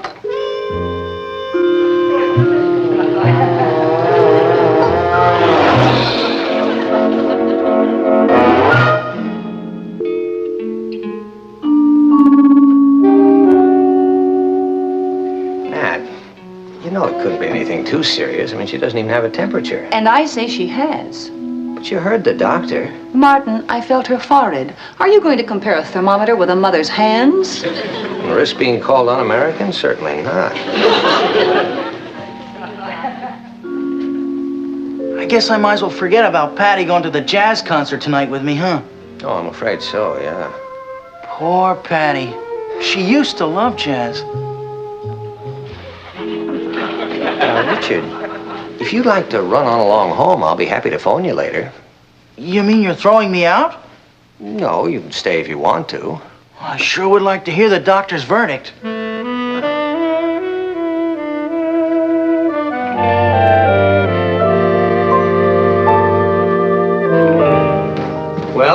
What is it?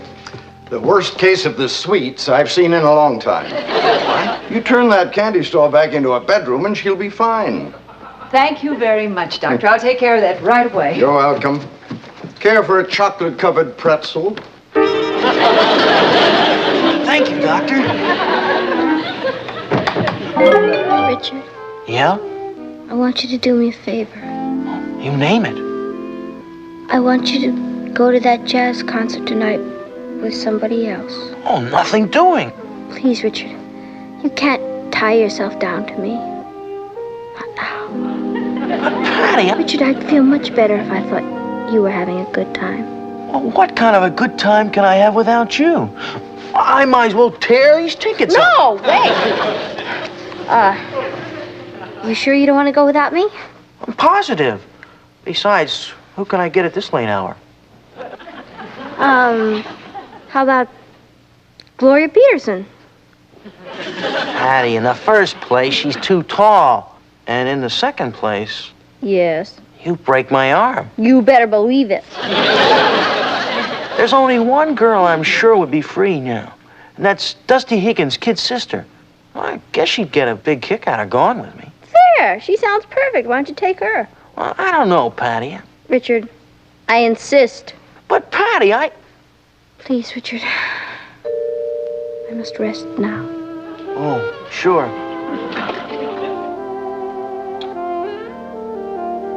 Richard? Yeah? You know, I finally understand what Joan means when she says in the play, only through our own suffering can we know the suffering of others.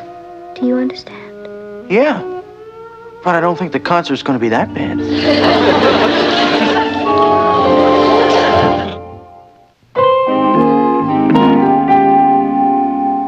You feeling better, honey?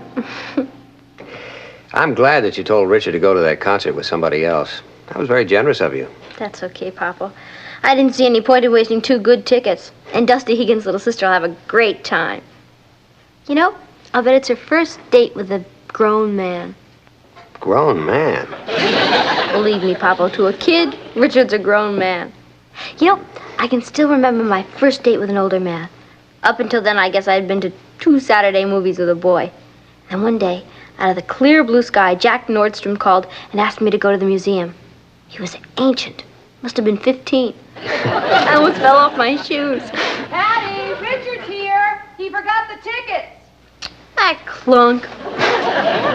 Oh, there they are. Would you give them to him, Papa? Yeah. Thank you.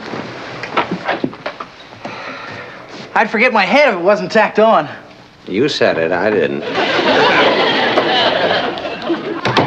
I'm sorry, Patty, but I gotta go. Where's Dusty's kid sister? She's waiting in the car. Oh, why don't you bring her up? I'm dying to meet her.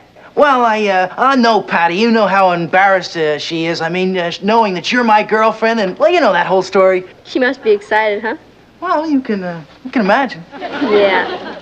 Well, I better get back to the car. Richard? Richard? Richard? She must be calling you because my name's Patty. Huh? Open the door, Richard. The door? Oh, yeah, the door. Yeah? You forgot my present for Patty. Oh.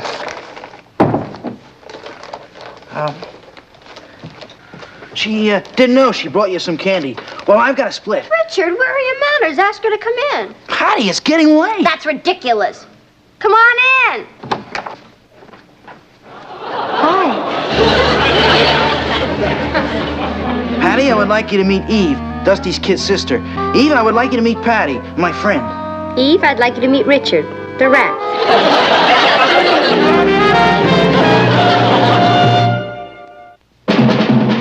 What a crazy pair, but they're cousins, identical cousins, and you'll find they laugh alike, they walk alike, at times they even talk alike. You can lose your mind when cousins are 2 of a kind. Ralph Gilroy, yes, he's very good looking. Well, he's definitely another possibility. Patty, I don't know what this little tiff between you and Richard is about, but it's not a little tiff, and I really don't want to talk about it. All right. But you've only been not talking for 2 days. Do you think it's a little early to be looking for a replacement? Kathy, this is war. It's never too early to build up your defenses. Besides, Ralph Gilroy really digs me. How do you know? When a boy keeps hitting you and pulling on your hair ribbon, that's a definite sign. Your hair ribbon? Back in elementary school. No matter how many times I kicked him in the shins, he kept pulling on my hair ribbon. And then, one day, it happened. I knew it was love. What happened? He kicked me back. I'd better get dressed. Are you sure you don't want to go to a movie with Freddie and me? Uh-huh. All right, Patty. I understand. After all, Richard might call again, and then you wouldn't be here to refuse his call. Kathy, I assure you I'm above that childishness. Well, perhaps Richard has decided to stop phoning and make a frontal attack. He wouldn't dare. If that's Richard, you can tell him to go jump in a lake. He's all wet anyway. Who was it? Was it Richard? No, but I think he sent you a box of candy. You didn't accept it, did you? Why not? Well, you can throw it in the garbage can for all I care. Throw it in the garbage can. When I'm here?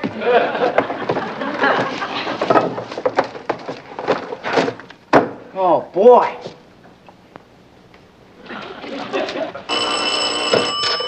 Paul? Is this 624-1098? Oh, hi, Richard. This is Ross. Oh, I thought I had the wrong number. Hey, Rich, this candy is great. Candy? What are you talking about? I'm talking about the candy. You mean somebody else sent this to her? Ross, would you ask Patty if she'd please come to the telephone? Sweets to the sweet. Al Cameraman. What? Richard, the next time you don't send a box of candy, would you call a guy and let him know?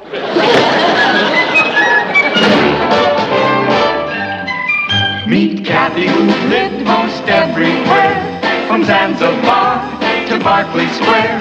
But Patty's only seen the sights a girl can see from Brooklyn Heights. What a crazy pair! But they're cousins, identical cousins all the way. One pair of matching bookends, different as night and day. Where Kathy adores a minuet, The ballet russe and crepe Suzette. Our Patty loves to rock and roll, the hot dog makes her lose control. What a wild duet! Still they're cousins, identical cousins, and you'll find they laugh alike, they walk alike, at times they even talk alike. You can lose your mind when cousins are two of a kind.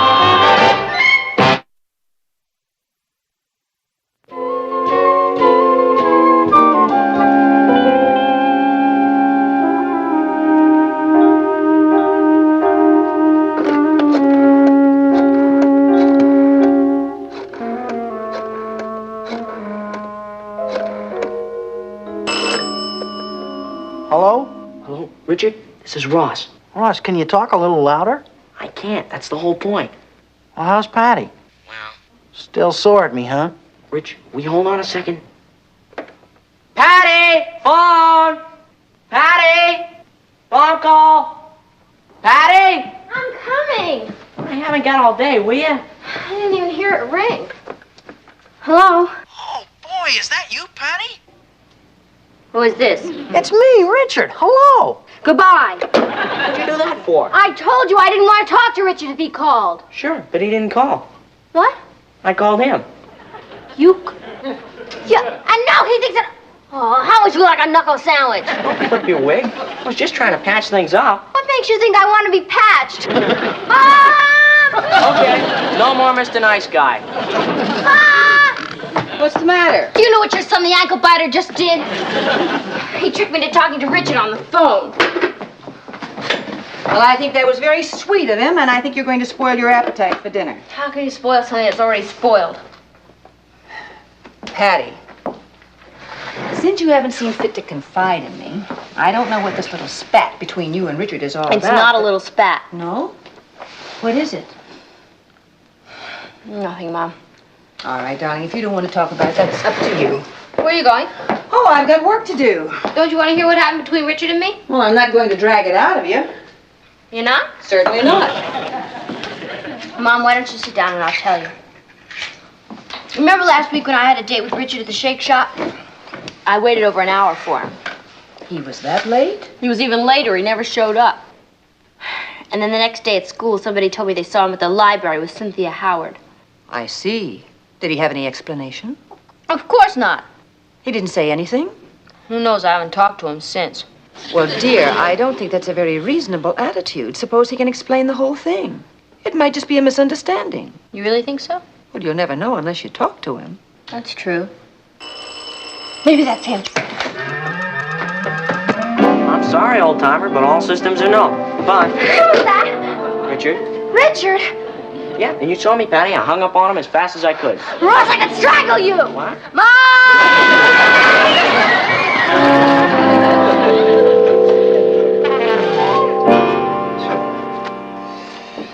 9, 12, 15, 16, 17, 19, 25, 30, 34, 36, 39, 42, 47, 49. 40 carry. 4 and 3 is 7. 1 is 8, 13, 18, 20, 27. Do you want something, honey? No. How's it all going? Right now, it's quite a mess. Oh. Well, I won't bother you. 28, 30, 30... Was that the phone? No, I think that was the timer going off in the kitchen. Oh. 30, Well, I really don't want to bother you. 4 and 3 is 7. 1 is 8, 13, 18, 27, 28, 37, 44, 52, 59... Dear, may I interrupt? Just a minute, honey. 59, 66, 74, 74 and 6 is 80, and 9 is 89, and... is it really that important? It's about Patty and Richard. 66, 74, 80. Martin. Martin, she's just miserable about the whole thing. If she's so miserable, how come she went out with that cameraman boy the night before last? That just proves that he's shorter than she is. Natalie, that doesn't prove anything. Do you remember the 4th of July just before we got married? When we weren't talking. That's right. And you thought I was so miserable? Well, I dated Gladys Healy 3 nights in a row just to get even with her. Martin Lane, you told me you stayed in your room and read poetry. I did? 4 and 3 is 7. 18, 27, 28, 37, 44, 52, 52 and 7, Dad, 59. you busy? Very. 59. Well, is it going to be long? No, I should be through in a couple of years. 66. Well, all I want 70... is a quick yes or no. It's about getting an advance on my allowance. 72, 78. I'm willing to pay interest on it. 97 and 7 is 100 and Well, wouldn't you want a little extra 100, income? 100 and I'll wait until you're through. 4 and 3 is 7. 1 is 8. 5 is 13. 13 and 5 is 18. 18 and 9. Ross, would you get that phone, please? And get my head chopped off again? 18 and 9 is 27. 28. 28 and 9. 28. Why aren't you answering the phone? It might be Richard. That's why I'm not answering it. Hello? Oh, yes, he is. Just a moment, please. It's Eddie. Sorry.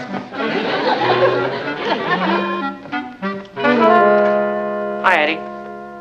Yeah, I asked him. No, he wouldn't. I guess you'll have to go to the movies by yourself. Yeah, I know how it is. I don't like to go alone either.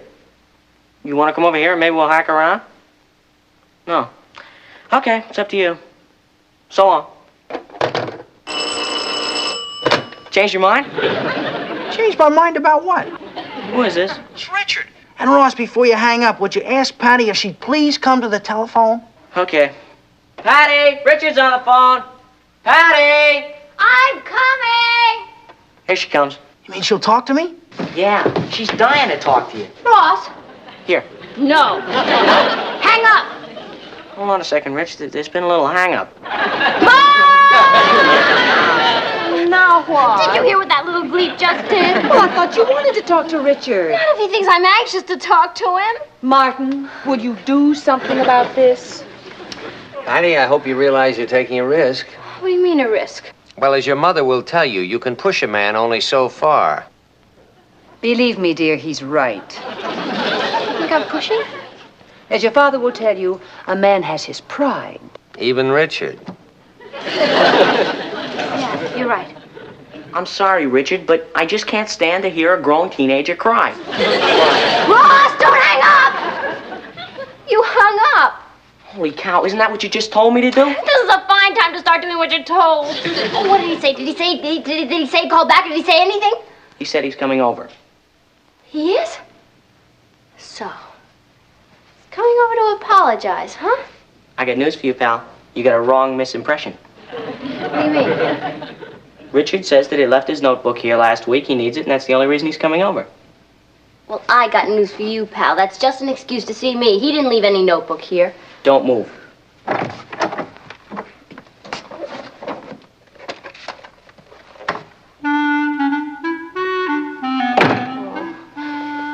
In that case, he probably won't even come in. No, let's apologize. I'm sorry, Patty. It's not your fault, Ross. It's me. How can I hope to compete with a girl as cool as Cynthia Howard? I think you're just as cool as she is. Yeah? Am I just as pretty? Wouldn't you rather be cool and pretty? Thanks a lot. Well, I didn't mean it.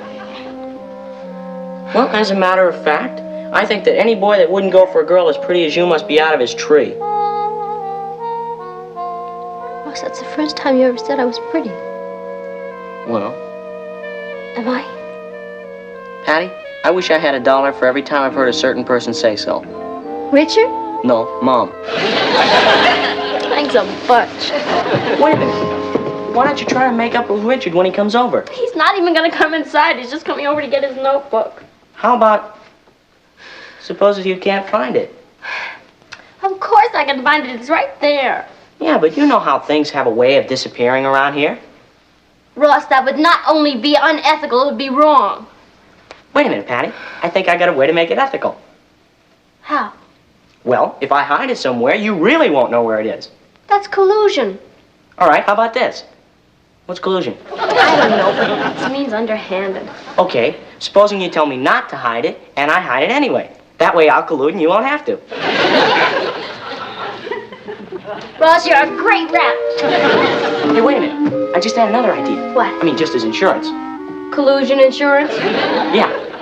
If I went to the movies, you wouldn't be able to ask me where I put the notebook even if you attempted to. Is that really necessary? Well, I'm just thinking of your happiness. Yeah. Yeah, it would be better that way. Okay, that'll be 75 cents for the movies and a quarter for popcorn. All right, forget the popcorn.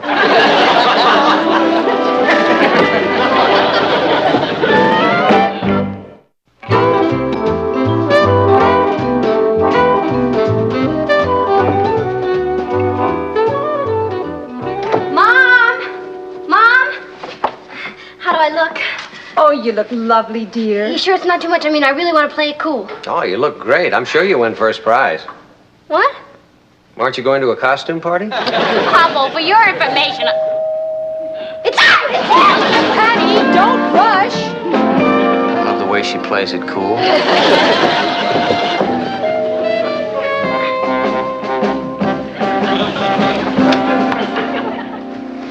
Hi. Good evening. Did Ross mention... Yes, he said you were coming by to pick up your science notebook. Oh. Well, I guess I'll just wait out here then. I'm very sorry, but we don't allow visitors to wait on the front porch, irregardless of whomsoever they might be. What? Come in. That sure is a pretty outfit, Patty. Well, this, I just didn't have a chance to get dressed. Oh, you're going out? I might. Well, then I better split. But I might not. So, why don't you just come in and sit down?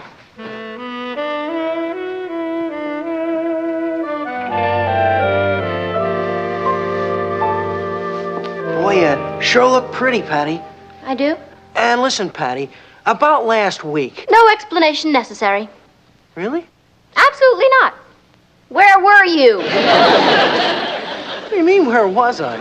I happen to know you were at the library with Cynthia Howard. I wasn't with her. She just happened to be there. I mean, it's a free public library. Oh, really? And when did you ever go to a free public library except to get warm? And what about our date to meet at the Shake Shop? What's the matter with you, Patty? You were supposed to meet me at the library. What? Yeah, I waited over 2 hours for you. You did? Under the circumstances, Richard, I feel there's only one thing I can say. I forgive you.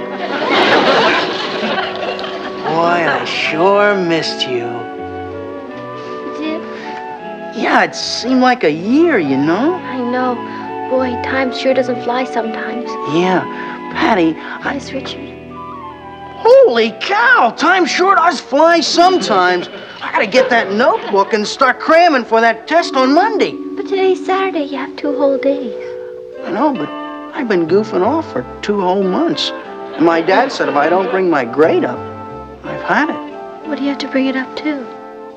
Anything that doesn't look like an F. Really, I gotta go. Could I please have that notebook?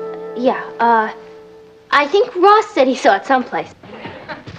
See you later, Patty. Going to a movie. Ross, wait a minute! Wait! Look, Richard needs that notebook. I mean, he really needs it. You know what I mean? Certainly, Patty, and I sure wish I could help you, but I gotta get over to Eddie's. No, I'm not kidding! He really needs it! Ross!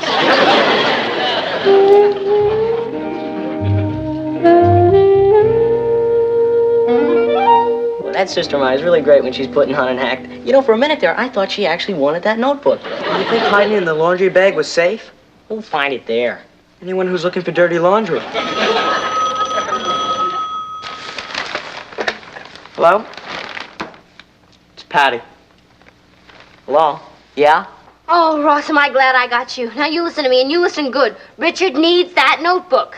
Patty, is Richard there by the phone? Yeah. For a minute there, I thought you were serious. I am serious. Where is the notebook? Boy, Patty, what a put on. Ross, where is it? Keep it up, Patty. Keep it up. You're doing great. Ross, this is your last chance. If you don't tell me where that notebook is, I swear you'll regret it for the rest of your life. You overdid it, Patty. And besides, I gotta go. Bye. Ross! Patty, instead of persecuting a poor kid, why don't we just look for the notebook? You're right. I can always persecute him later. I'll tell you what we'll do. We'll flip to see which movie we go to. No, I'm willing to see whichever one you want to. You are? Gee, thanks, pal. The guest should never argue with the host. Hey, wait a minute. Which one am I? You're not paying for us? Eddie, if I had enough money for 2, you wouldn't be one of them. It's Ross's strong box. He keeps all his valuables in it. Here's some tools. Try and open it. I don't get it. There's nothing valuable about a science notebook, particularly mine. You got a hairpin? What do you need a hairpin for? You got all these tools. Oh, I don't know, but that's the way they always open them in the movies. Oh, here, let me try. It's open. Some safe cracker. I don't see my notebook. That rotten little kid. I knew he was loaded, and he took my 75 cents, and then he ran out on the whole thing. What do you mean he ran out? Well, you saw him, Richard. He just ran out right before your very eyes. Yeah, but what you pay him for?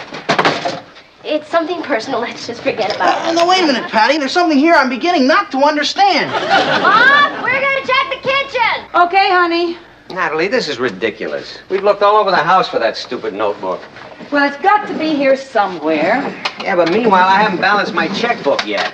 Well, then why don't you go back to it? You don't mind? Go ahead. Okay. Balancing a checkbook is more important than your daughter's happiness. Well, then go ahead. Where do you want me to look? Hey, wait a minute. There's something behind here. Is that the notebook? Well, move this a little and I'll try and get to it.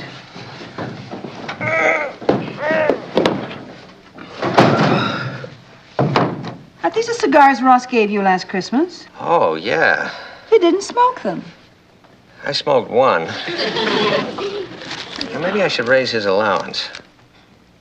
Boy, is he cheap.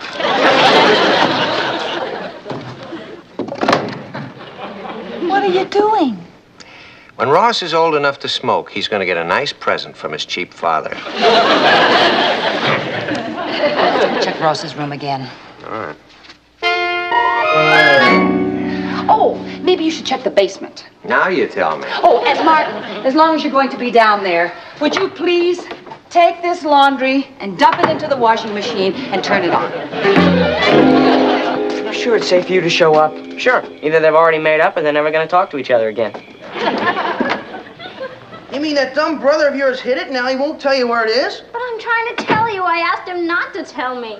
Well, what am I supposed to do now? Keep your voice down. That's one thing you're supposed to do. Oh, you're right. What an act. That's no act. Come on, let's go get that notebook. Well, I tell you, this is the last time I do anything for... It's not there. Look, do me a favor. Check my room while I check Patty's. What does the laundry bag look like? It's got big flowers all over it. What kind of flowers? How should I know? I'm not a florist. Get going.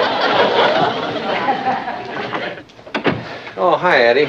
Is Ross home? Yeah, we're looking for a laundry bag with big anonymous flowers on it. Thanks for reminding me. About what? Oh, Mrs. Lane asked me to put that laundry in the washing machine. I forgot all about it.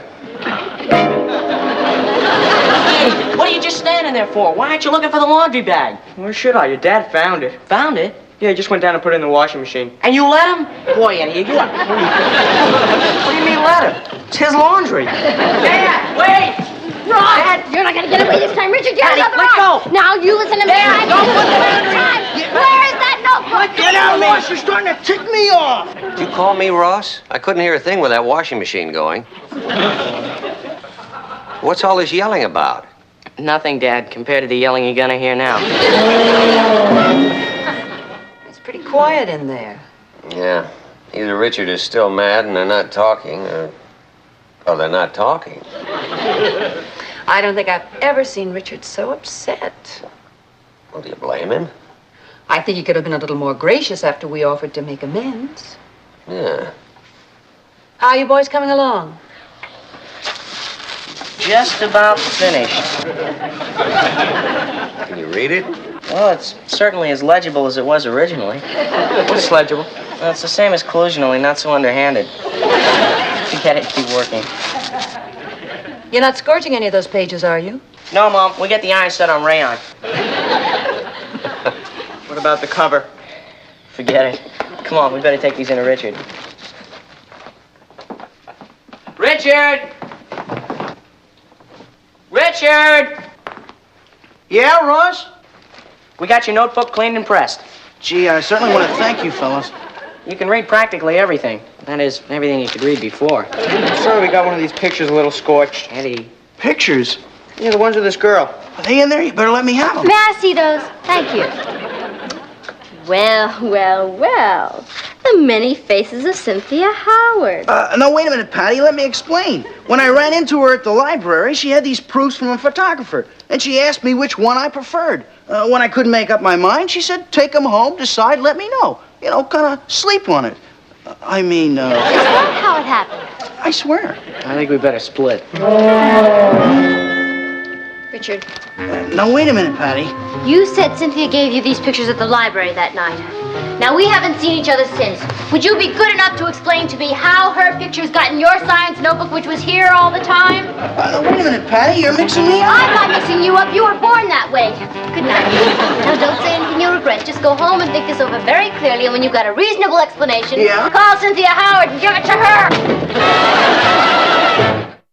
I'm sorry, Patty. Oh, that's okay, Eddie. Thanks for not being sore. It wasn't your fault. You did your best. Patty, I just want to say that... Who cares what you want to say? I'll never forgive you for this. But I never! I'm going home. I'm going with you.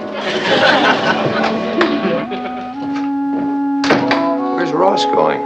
For a walk in space without a rope, I hope. Are you sure we didn't get him from a band of gypsies? Well, I don't think it's fair to blame your troubles on him. No, you're right. It's all your fault. Our fault? How do you figure? Well, if you two had been stronger 14 years ago when I was running around the house saying, I want a little brother, I want a little brother, none of this would have happened.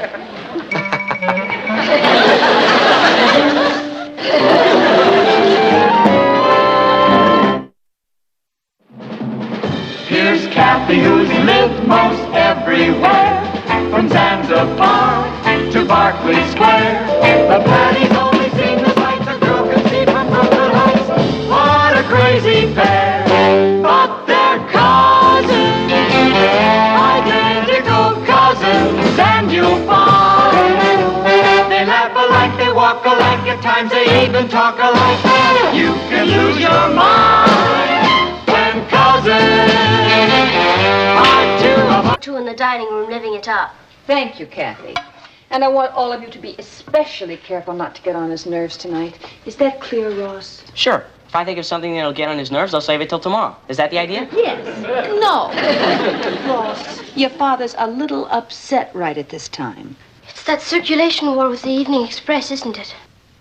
So remember, I don't want to hear one word about the newspaper. Hello, everybody. I'm home. Oh, dear, when he sounds that cheerful, I know he's in a bad mood. Now remember, Not one word about the newspaper. Hi, honey. Hi there. Gee, it's good to have you home early for a change. Here, Uncle Martin, I'll take your briefcase. Kath, there's some papers in there I want to look at before right dinner. here, Dad. Here, let me help you all here. Son, what are you doing? Take it easy, will you? Ow! Ross! Sorry about that. Incidentally, the answer is no. About what? About whatever it is you're after. Honey, he's just trying to be helpful. There. Comfy? And we're not going to redo the living room now. All I want is for you just to sit back and relax Here's until your pipe, dinner. Uncle Martin. Now, if there's anything you want, you just let us know. I'm sorry. All I would like right now is a little uninterrupted peace and quiet. Hi, everybody. Are you ready for this?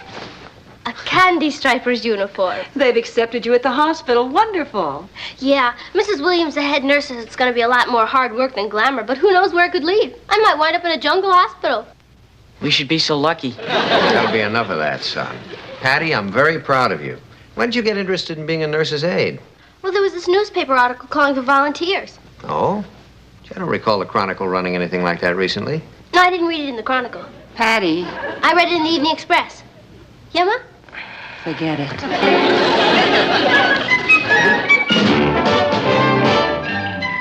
Meet Kathy, who lived most everywhere, from Zanzibar to Berkeley Square. But Patty's only seen the sights a girl can see from Brooklyn Heights. What a crazy pair! But they're cousins, identical cousins all the way. One pair of matching bookends, different as night and day. Where Kathy adores a minuet. The ballet russe and crepe Suzette. Our Patty loves to rock and roll. The hot dog makes her lose control.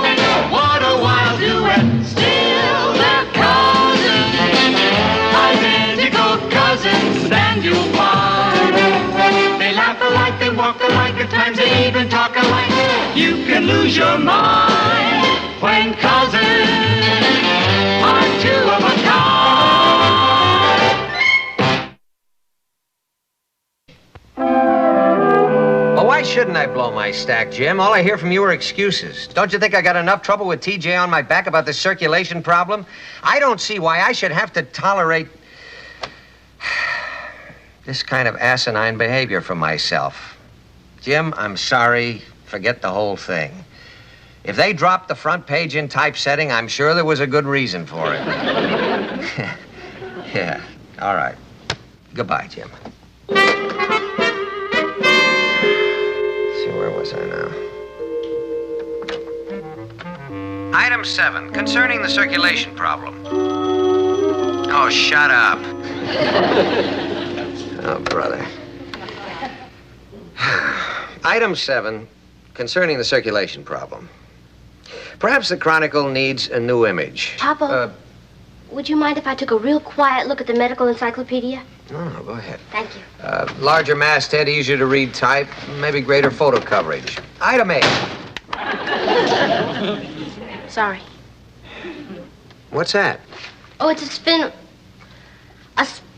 for taking your blood pressure. A sphygmometer. Yeah, I got it at a medical surplus store, just in case there's an emergency at the hospital. Patty, what kind of an emergency could there be where they'd allow a nurse's aide to take blood pressure? An epidemic, maybe, if I'm lucky. Item 8. How about doubling the size of the sports page? Item 9. Another possibility might be to lower all new subscription Oh, rates. can I borrow your left arm? What? Well, you're only using your right hand, and I thought if you weren't using the other one, I could take your blood pressure. Patty, I know what my blood pressure is. Boiling. Now, will you take that thing and get out of here? Sure, Papa. Just thought you'd be interested in my career. Oh, Patty, wait a minute. Look, honey, of course I'm interested in your career. I'm interested in whatever you're doing. It's just that there are times when life forces us to be more interested in other things, like making a living. Pretty rough, huh? Well, let's just say that if the Chronicle circulation doesn't improve, then T.J. Blodgett's disposition won't either. So I'm trying to do everything I can to come up with new ideas to hypo the sales. How about a contest? Now, the Evening Express specializes in contests. They run every one in the book. Yeah, but a medical contest? A what? A medical quiz. Every day you ask a different question about medicine, and then at the end of the month, the winner gets a groovy prize. Like a free appendectomy. Yeah, I guess you're right. The general public isn't as interested in medicine as we specialists. Yeah, well, look, Patty, I really got to get back to my memo, okay? Sure, as soon as I finish taking your pulse. The duodenal ulcer is easily distinguished from the peptic variety by noting that... Ow! Oh! That stupid skateboard, you dumb thing. Oh! Ross, what happened? Oh, I got a splinter on my finger from that stupid skateboard. Ooh. Ross, when did you have your last tetanus shot? My last what? Never mind, we have to do something before infection sets in. What happened? Ross got a splinter in his finger. Kathy, would you get me the first aid kit in the bathroom and a needle and something to sterilize it with? Of course. What? Hey, come on, you aren't gonna stick any needles in me. Not without a license, you aren't. Ross, you just sit still and stop circulating your blood. It's bad for the infection. What infection? I just got the splinter. You don't know where that skateboard's been. It's never been anywhere I haven't been. That's what I mean. Here, Patty, here's the first aid kit. Thank you. Alcohol? Hey, come on now. Oh, Come on. Ross, Hey, sit still and stop being such a baby. Now, give me the needle. hey, come on now. Let me do it myself. Not Kathy, grab his other hand. Ah! Ross, can't you stand a little pain? Yeah, but that was the wrong finger. Patty, I heard a scream. What's the matter? Nothing, Mom. Nothing at all. Accidents will happen. Well, let's have a look. Are you all right? Oh, my ankle. Oh, don't anybody touch him. He might be fractured. Just stay away. Let him breathe. Okay, now. Don't worry, Papa. I'll help you out. Let me see. Bandage, compress. Oh, darn, I don't have any splints. Natalie, would you please call the doctor before she starts to operate? Keep him quiet now.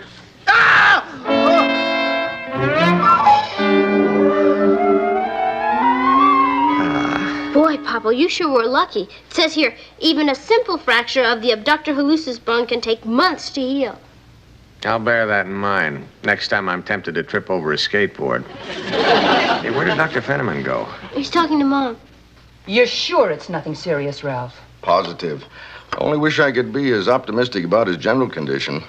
I've never seen Martin quite so on edge. These last few months have been impossible. Nights, weekends, he practically lives at the office. What he needs is a nice long weekend in the country with plenty of quiet.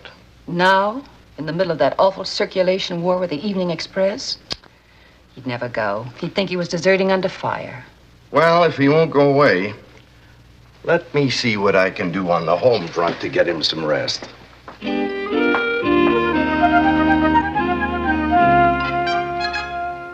What's the verdict? Well, you won't be doing any place kicking for the Giants, but I imagine you'll survive. Now, that's what I told you over the phone. You didn't have to come rushing over here. I know how you live for those Friday night poker games. I was getting lousy cards anyway. You probably saved me a fortune. Good. You can take it off my bill. Anyway, thanks very much, Ralph. I appreciate it. And I'll see you next month at the council meeting. Make that tomorrow at the hospital. I want to take a few x-rays just to be on the safe side. And while we're at it, we might as well give you a complete physical. What? And with the weekend coming up, you'll only miss Monday at the office. Oh, now, wait a minute. Oh. So I'll see you there at 9 a.m. tomorrow. Oh, brother. Martin, stop grumbling and be grateful you have a doctor who cares. Hey, Papa, you know what I just realized? What? Tomorrow's my first day at the hospital, too. Oh, really? Yeah, now you have two things to be grateful for.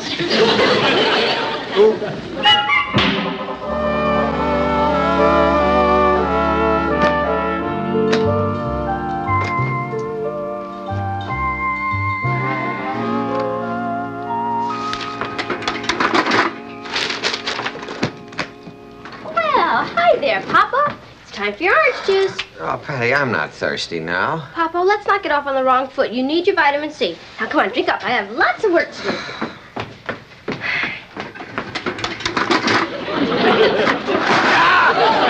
Sorry, Papa. Okay, there you go. It takes a while to get used to these things. Patty, you can take it away now. I've had my orange juice. Oh, good, Papa. There. Oh, Papa, you spilled it all over yourself. Patty, you're a nurse's aide, aren't you? Of course. Well, shouldn't you be off somewhere aiding a nurse? Well, no, this is my lunchtime. I can spend a whole hour with you. You can? Uh-huh. Well, honey, I really got a lot of work to do. Now, Papa, if I let you do any work, I'd be violating my Hippocratic oath. That's Hippocratic, and I swear I won't tell a soul. Papa, my orders are absolute rest. Now, how about a nice book? I don't feel like reading. Too tired, huh? As a matter of fact, yes. Oh, then I'll read to you. No, Patty, I'm going to go to sleep right now. Oh, good. You know, Papa, I read where 60% of the best...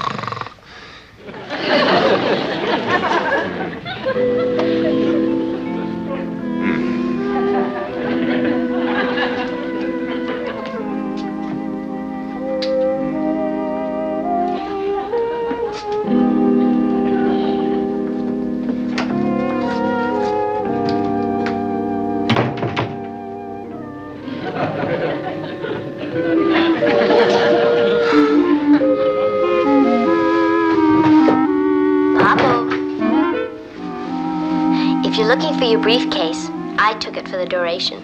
Pleasant dreams. Bye.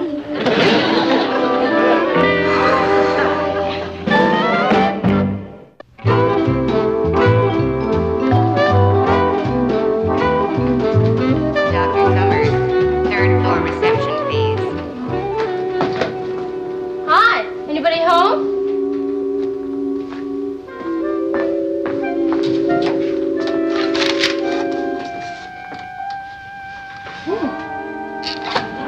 Professor Schroeder?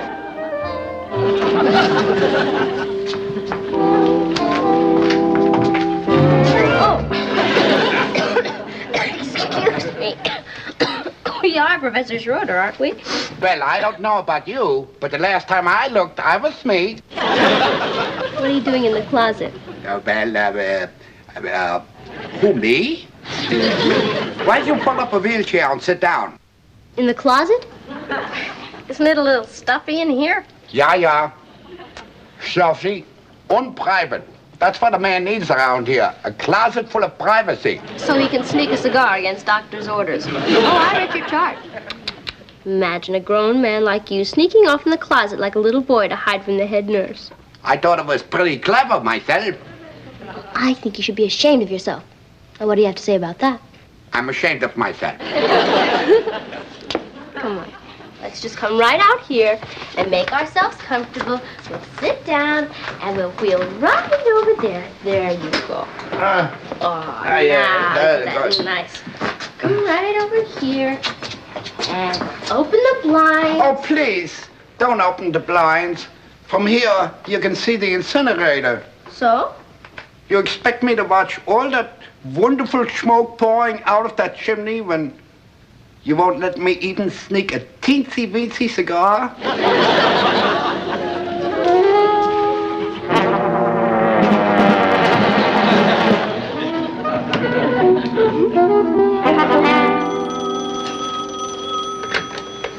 Hello?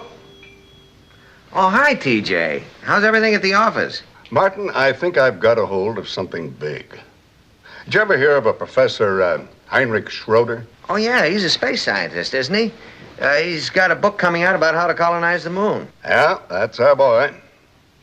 Martin, do you realize what a daily serialization of that book could mean to the Chronicle? Yeah, 10,000 new readers, maybe 20. You mean you got it set up? No, not exactly. I've decided to leave the details up to you, inasmuch as Schroeder checked into the hospital there this morning. Now, all you have to do is find out what room he's in, then you make your pitch, and then... Oh, now, wait a minute, TJ. I can't go barging into a man's hospital room with a business proposition. That isn't ethical. Who said anything about barging? Use your ingenuity. Like what? Like you used to when you were a young reporter, without ethics. Wait a minute.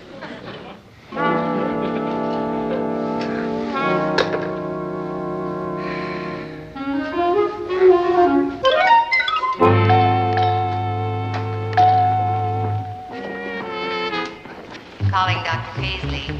Calling Dr. Paisley.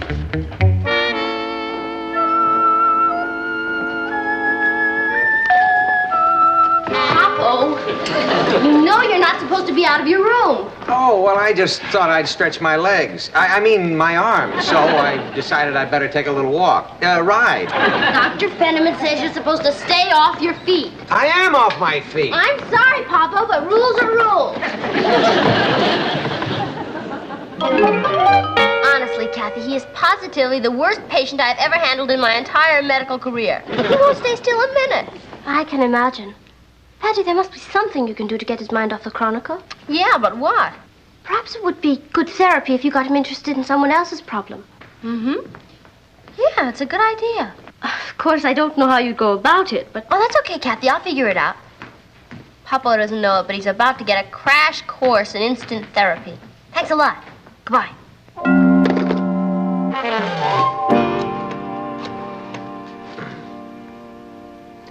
Hello, admissions desk. This is Mr. Lane in room 274.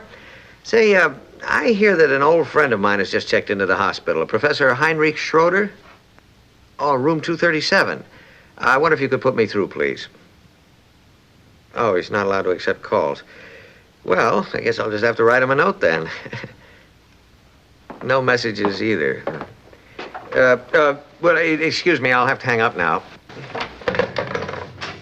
Papa? Huh? I found someone to cheer you up. Oh? I'd like you to meet Mr. Peabody. Mr. Peabody, this is my father, Mr. Lane. Mr. Peabody came in with the same problem you have, a sprained ankle. Oh, really? Well, of course, Mr. Peabody, I didn't really sprain my ankle. I just twisted it. I'll be walking out of here first thing Tuesday morning. That's what I thought, till the complications set in. Complications? What kind? Who knows? They ain't been able to find them yet. 6 weeks ago, I come here a healthy man. Now look at me. Even my hair hurts. Well, Mr. Peabody, you just stay here and have a nice long chat with Papa. It'll be good for his morale.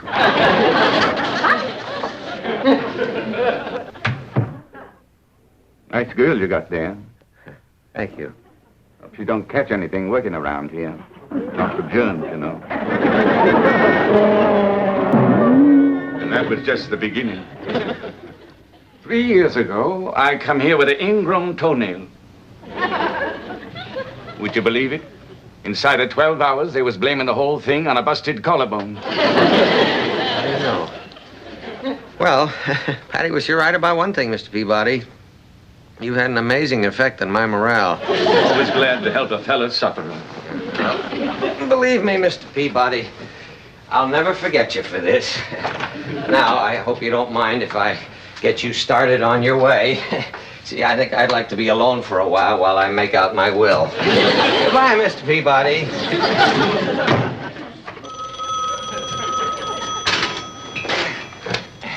Hello. Oh, yeah. Hello, TJ. Well, no, I haven't. Not yet. But you only called an hour ago, and I... Yes, TJ, I know they can circle the Earth in 90 minutes. But it just so happens I don't have a booster rocket on my wheelchair. TJ, I'm sorry. I'm going to have to hang up. Goodbye. Papa? Huh? I brought a visitor by for you. I thought you might be bored, so this is Peter Mason, and he's come by to cheer you up. Hi, Mr. Mason. No, I think you're Mr. Mason. Oh, yes. That's right. Mr. Mason is a poet. Oh, really? Mm-hmm. He hasn't had anything published yet, so I thought maybe you could give him some advice. Yeah, well, I'd be very happy to. Well, it just so happens I have a sample of my work right here, Mr. Lane. It's a short history of Liechtenstein. Well, that's a very impressive piece of work, Mr. Mason. 857 pages. If you spread them all out, they'd be larger than the whole country.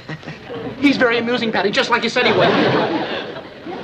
Well, I'm very sorry, Mr. Mason, but I really don't have time to... Oh, but they're very fast reading, Mr. Lane. It's all in verse. A Short History of Liechtenstein by Peter Mason.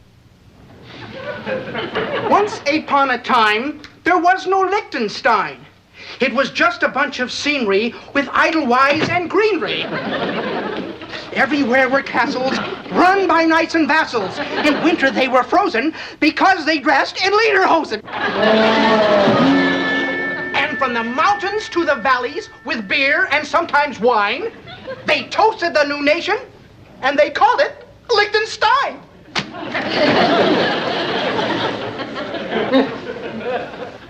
What do you think? Well, there's a lot to digest. Oh, you want me to read it again? No. I'll tell you, Mr. Mason, I think what we'd better do is just give me a little time to cogitate about it, and maybe we could talk it over on Tuesday, late in the day. Okay, because I want to get started on my next history. China. Well, thank you very much, Mr. Lane, for all the wonderful help.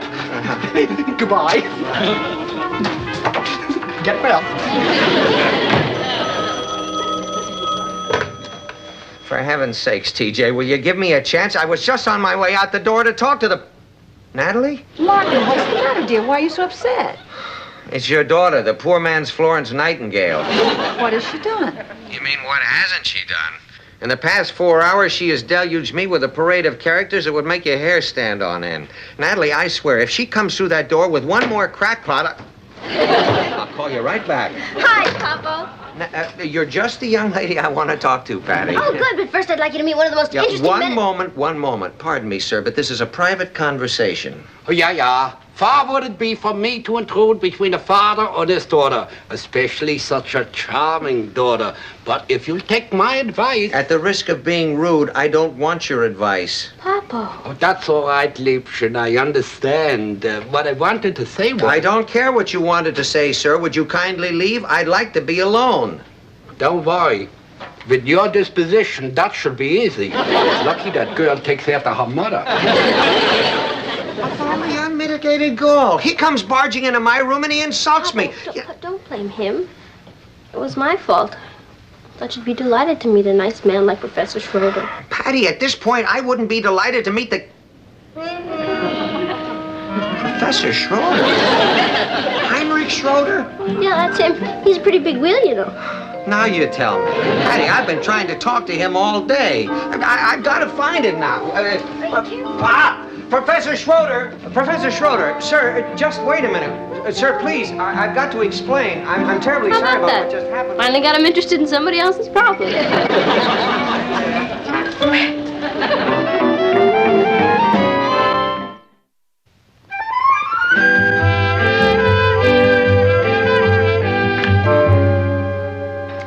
I must say, Professor, it was very generous of you to accept my apologies for our little misunderstanding the way you did. Well, if there's one lesson I've learned in life, it's never to trust first impressions. Well, I'm glad you feel that way. Now, what about the Chronicle's offer to serialize your book? Okay. I make you a wager. How do you mean? A bet. You win this game, and I give you what you want. Really? Gee, that's very sporting of you. Very generous. Not at all. Because I think in 3 moves, I got you beat. You think so? I think so. I don't think so. No? Why not?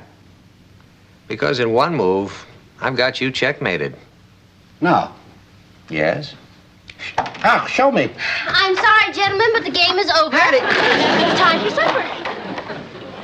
My dear friend, I am a man of science. I have been around the world, and I have seen many things. And this I say only to you. Boy, have you got a problem.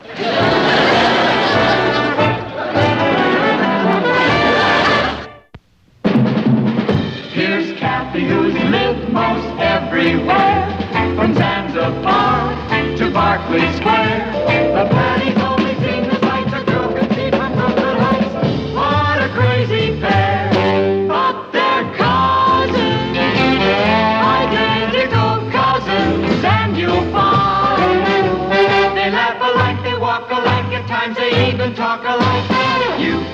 your mind when cousins are two.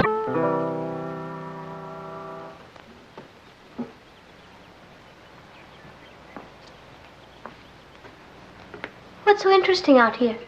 Oh, nothing. The Johnsons are having their garage painted.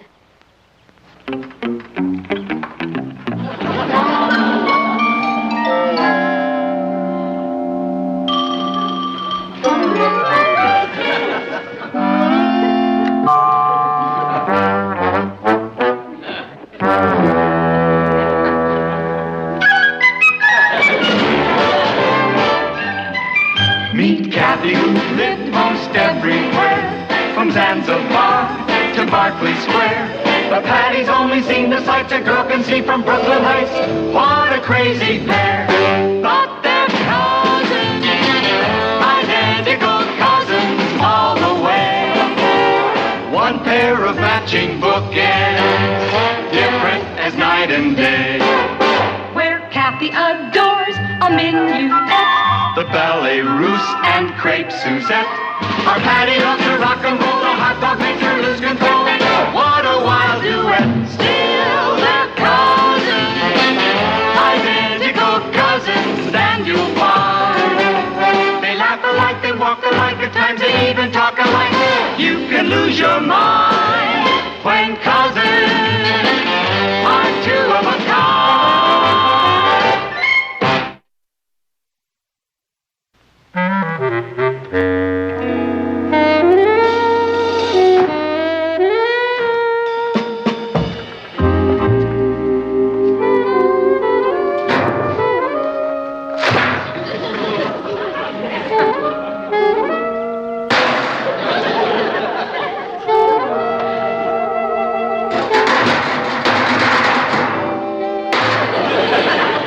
Oh, I'm sorry.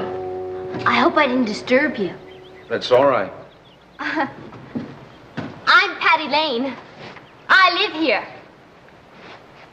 I'm a neighbor to the Johnsons. Uh-huh. I've been their neighbor ever since we moved next door to each other. I certainly admire the way you handle that brush. I think being a painter is a marvelous career. I'm not a painter. This is just a summer job. I go to forestry school. Oh. Yeah, I'm going to be a ranger. I think being a ranger is a marvelous career. You know, I think that's what's wrong with civilization today. We've gotten too far away from the tree. Kathy, where are you going with that? I just emptied it a little while ago. Why, it's still practically empty. Well, you know the old saying, Aunt Natalie, if you keep emptying a wastebasket, it will never get full.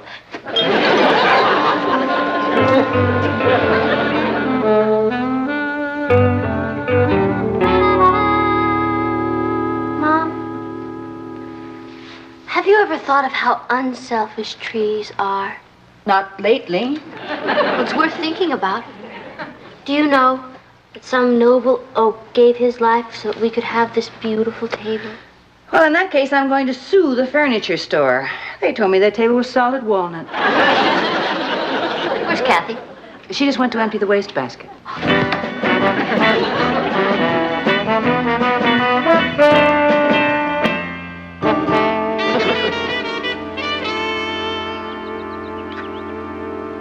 Mom, don't you think the curtains in our room need to be ironed? Yes, they do, honey, but I just don't have time today. Oh, look, Mom, it's Kathy's in my room. I'll iron them. I'll go get the iron. Pat, I don't think that's a very good idea. You know, the last time you tried to iron them, you almost burned the house down. Oh, yeah. Well, look, if you're trying to tell me that Kathy is a better ironer than I am, I won't be hurt. I'll go tell her.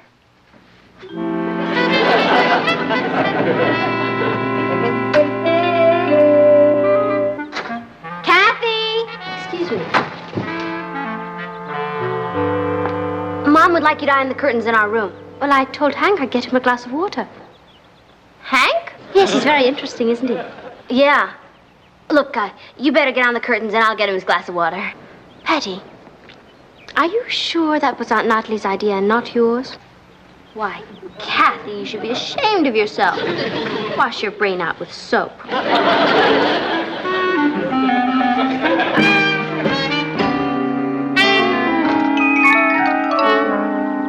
Thanks, Patty. You're welcome, Hank. I know it doesn't have that tang of water fresh from a mountain stream, which I so love, but it's all we can get out of our tap.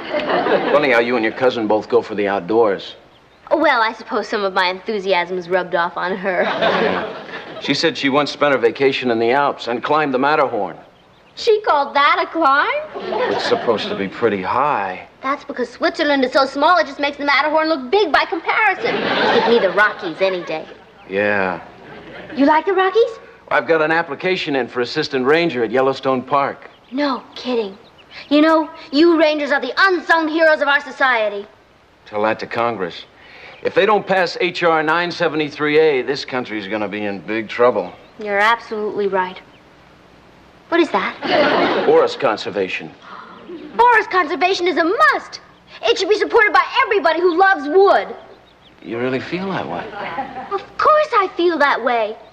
Do you know I was the only kid in my class who hated Pinocchio?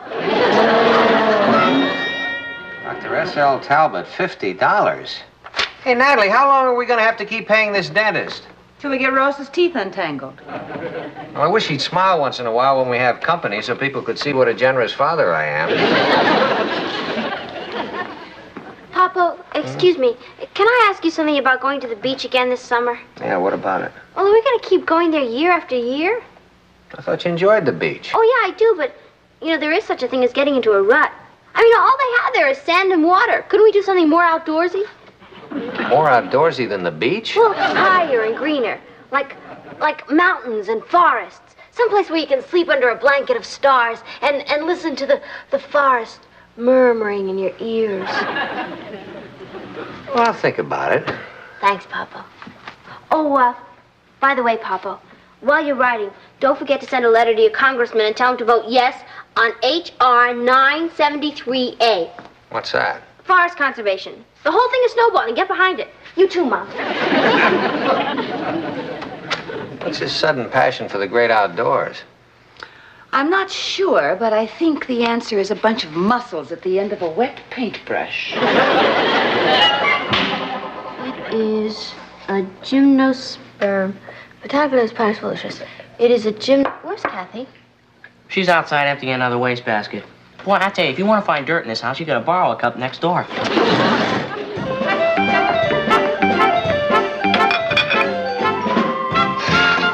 Oh, something new has been added. Tarzan is working with his shirt off.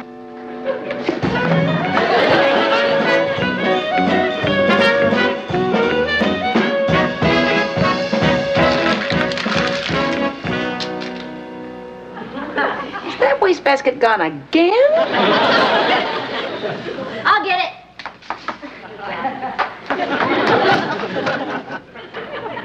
Kathy!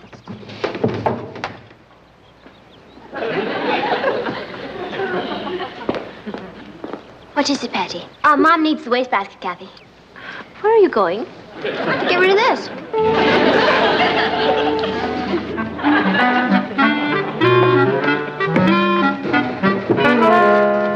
Hi. Hi. You're doing a wonderful job there. Thanks. Oh, by the way, is that pine? No, spruce. Oh, speaking of pine, the botanical name is Pinus palustris, and it's a gymnosperm of the conifer family, and it's indigenous of the North Temperate Zones, United States, and Canada, as you probably already know. Yeah. The gas having wood in common. The way to remember is coniferous trees have cones and deciduous trees have leaves. Oh, I'm so glad you're straightening me out, Hank. I always get deciduous mixed up with the kind of the kind with cones. Hi, Patty. Hi. Richard, this is Hank. Hank, this is Richard. Hi. Hi. Go on. What are some more of the deciduous species? Well, you've got your elm, your oak, your maple, your walnut, and so forth. Elm, oak, maple, walnut, and so forth. Maple walnut. That's one of my favorite flavors. Richard, we're talking about trees. Oh. What are some of the kinds with the cones? Well, they're your evergreens or needle leaf trees that hold on to their leaves all year, except for your bald cypress and your larch. Have you ever been to Sequoia National Forest? No. I was. My folks took me. You know what kind of trees they have there? Sequoias. Not exactly, but mostly. What about the bald cypress, Hank? Well, you find Let it me mostly... ask you this. Do you guys know why some maple trees give syrup and some don't? Because some are sugar maples and some aren't. Well, that's what most people think. Well, actually, it's true. But the important thing is when you're out looking for syrup, make sure it's a sugar maple. Because some of them aren't. Richard, can I talk to you a moment, please? Excuse us. Do you realize you're talking to a man who's practically a forest ranger? So? So people who pretend they know things they don't know just make fools of themselves, which is exactly what you're doing. Yeah, well, don't expect me to support that forest conversation bill. Conservation. Well, I'm not going to vote for either one of them.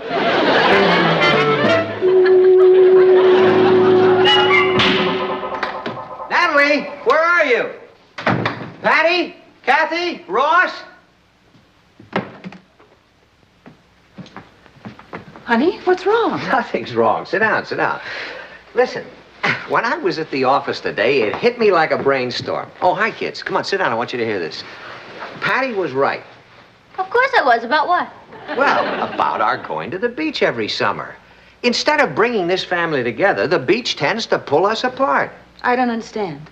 Well, look, we all go to the beach together and we come home together, but in between, everybody goes off in his own separate ways. I mean, one person goes swimming, another one goes fishing, another one plays bridge, another one collects shells, and the only time we ever see each other is at dinner to say, pass the sugar. Or waiting to get into the bathroom. Right. Good. Anyway, why can't we all go camping? I mean, pitch a tent out somewhere in the woods. No telephones, no gasoline fumes, nobody else around. Just all of us working together and playing together like a real family. Pitch a tent? You mean sleep on the ground with all those crawly things? Oh, Natalie, we'd have sleeping bags. You'd love it. Oh, Papa, I think it's a great idea. Really smashing. At last I'll get a chance to use my hunting knife. You know where we should go? Yellowstone National Park. I hear the forest rangers there are very dedicated. Yellowstone? Don't they have bears up there? Oh, yeah, but they're very friendly and polite. Oh, you mean they say, excuse me, before they tear your head off? Well, now, wait a minute. I wasn't thinking of anything that far away. You know, maybe the Catskills or the Adirondacks. Natalie, you'd love it. Knowing this family, the whole thing would probably be just a giant lash-up. Now, Natalie, that is not necessarily the case. That's what happened to Ozzie and Harriet last week. Ozzie and Harriet who? Ricky's mother and father. I don't think I've ever met them. And anyway, it is not going to be any giant lash-up because I have a master plan. Now, I have borrowed some camping equipment, and we are going to have a dry run before we head for the hills. Oh, boy, where? Right in our own backyard. Our backyard? Well, why not? There's plenty of room. Papa, that's a fantastic idea. Please, Mom. Well... That makes it unanimous. All right, everybody. The Lane expedition shoves off for the backyard tomorrow morning at 0800. Any questions? Yahoo! Sounds wonderful. Mom, you'll love it. I promise no little bugs will crawl, and then we'll get that spray stuff, and then we'll put together. You're setting up camp in the backyard? Yeah. You see, the family's gonna go to the mountains for the summer, and I don't want to be saddled with a bunch of amateurs, so I thought I'd break them in first. Thanks, Kath.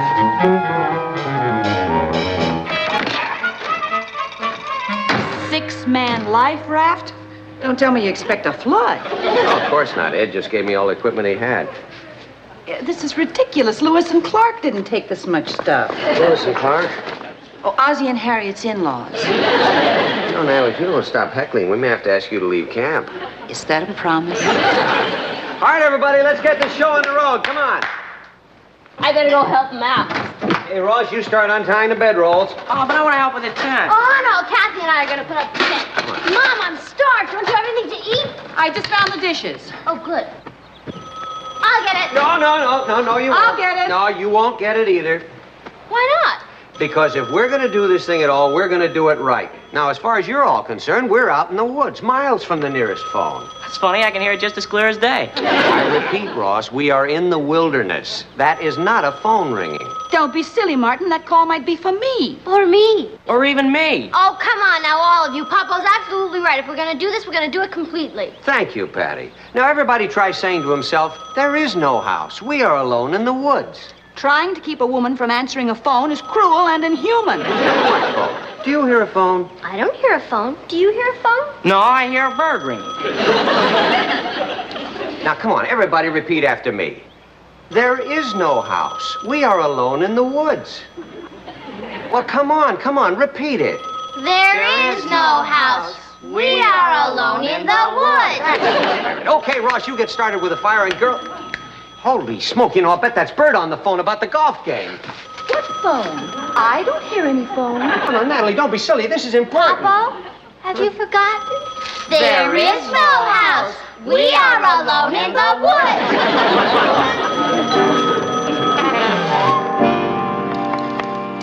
How you doing, son? Who said you could light a fire by rubbing two sticks together? Well, you just have to keep at it.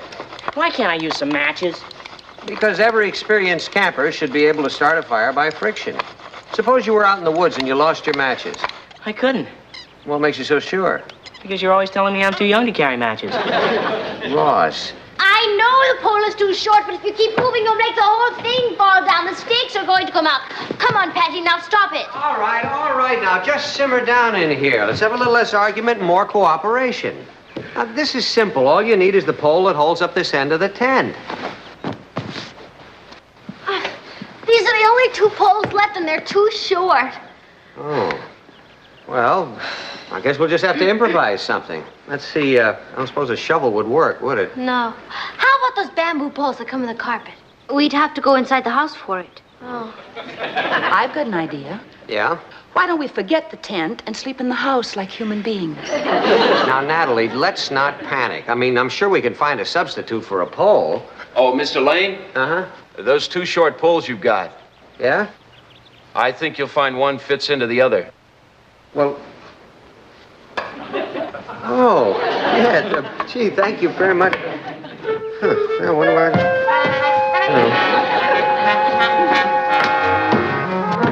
I tried to show them how, but they wouldn't listen to me. Well, I'm gonna pack it in. But you're coming back tomorrow, aren't you? Sure, to finish up. Oh, good. I can't tell you what a comfort it is knowing that we have a real-life forest ranger right next door. Well, so long. See ya.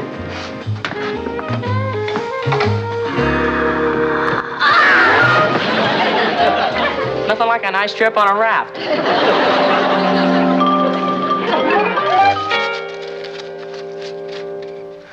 Patty, don't eat them until they're cooked. I can't help it. That may be never. Ross, how's it going? No luck. Well, stay with it. Martin, we're starved. Yeah, well, just as soon as Ross gets that fire going, we'll eat. Why can't we have some raw candy bars or something? Because we're in the woods, and I just caught these trout. Except that you didn't catch them, you bought them, and they're not trout, they're flounder. Hey, I just got an idea. Why don't we cook them Indian style? How's that? You make a hole in the ground, you put the fish in there, and then you make the fire over it. Sounds great. It does? Yeah, it seals in the flavor. Hey, whet your appetites, everybody. We're gonna have our fish Indian style. Faster, Ross, faster. You've almost got it. That's it, girls. Come on, blow, harder.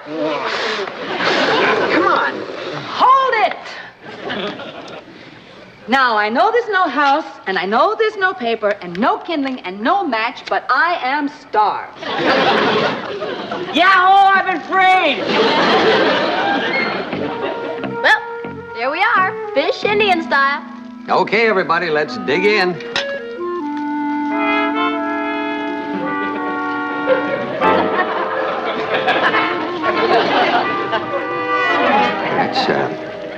It's very, Oh, yes, it is. Tastes kind of like, done it. Yes, it does. It's got a certain quality. It's kind of hard to put your finger on. It's terrible. That's the quality.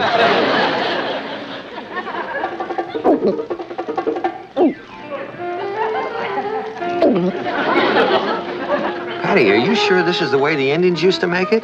I only told you how to make it. I didn't say it was any good.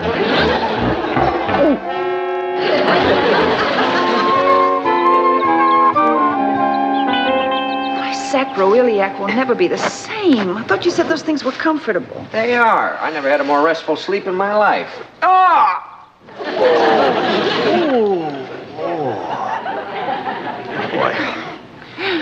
I'm going to go start breakfast. How would you like your eggs? Any way but Indian style. Hurry it up, will you, Kathy? Yes. What's the matter? Her blouse is caught in the zipper. How'd you do a stupid thing like that? What are you trying to do, embarrass me in front of the whole world? Don't worry, the whole world hasn't come to work yet. What's the problem, kids? Oh, it's the zipper. What's wrong? Why doesn't everybody stop asking stupid questions and do something? Have you tried putting some soap on the zipper? Careful, dear, you'll tear her blouse. Papa, please hurry it up. All right, now, don't get hysterical.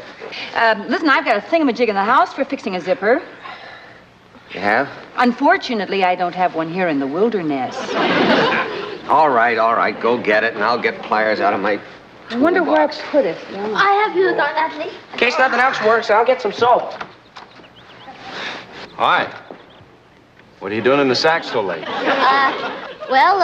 It was so comfy here with the sky and the trees and the grass and the ground. I just can't seem to tear myself out of this bag. I know what you mean. Well, I gotta get started. I got the pliers. Did you find a thingamajig, Nat? Yes, I'm coming right down.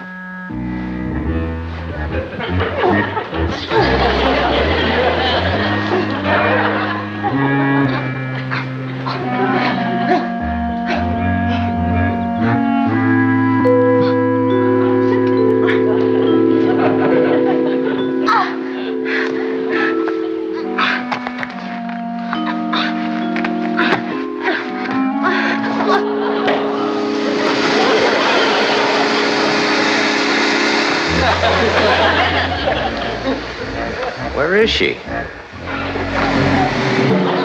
Where in the world did she disappear to? What's that noise?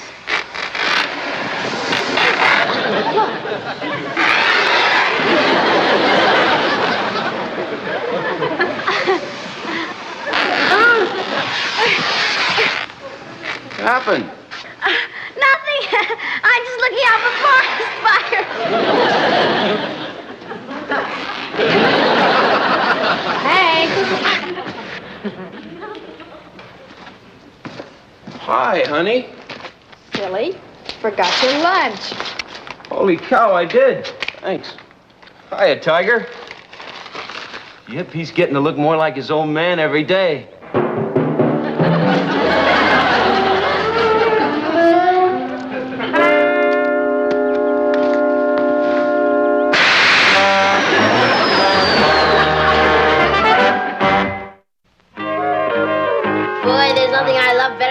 Tablecloth. And here we are back to civilization.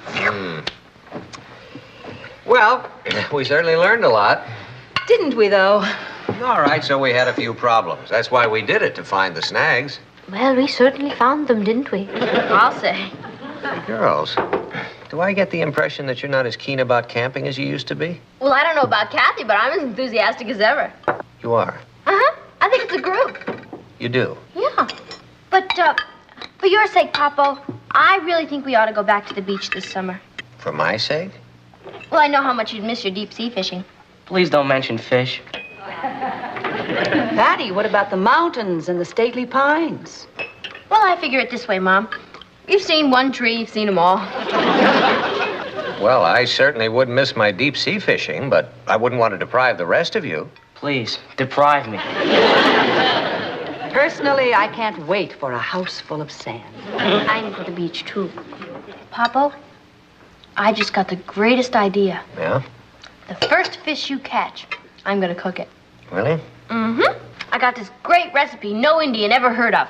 Good. You take the fish, and you bury it in the sand. No, thanks. And then you go to a hamburger stand.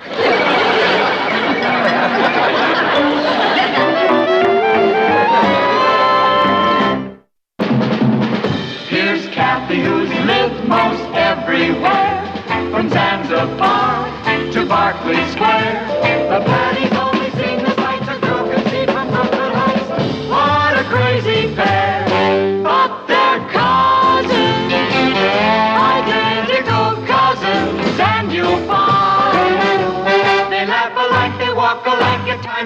even talk alike. You can lose your mind.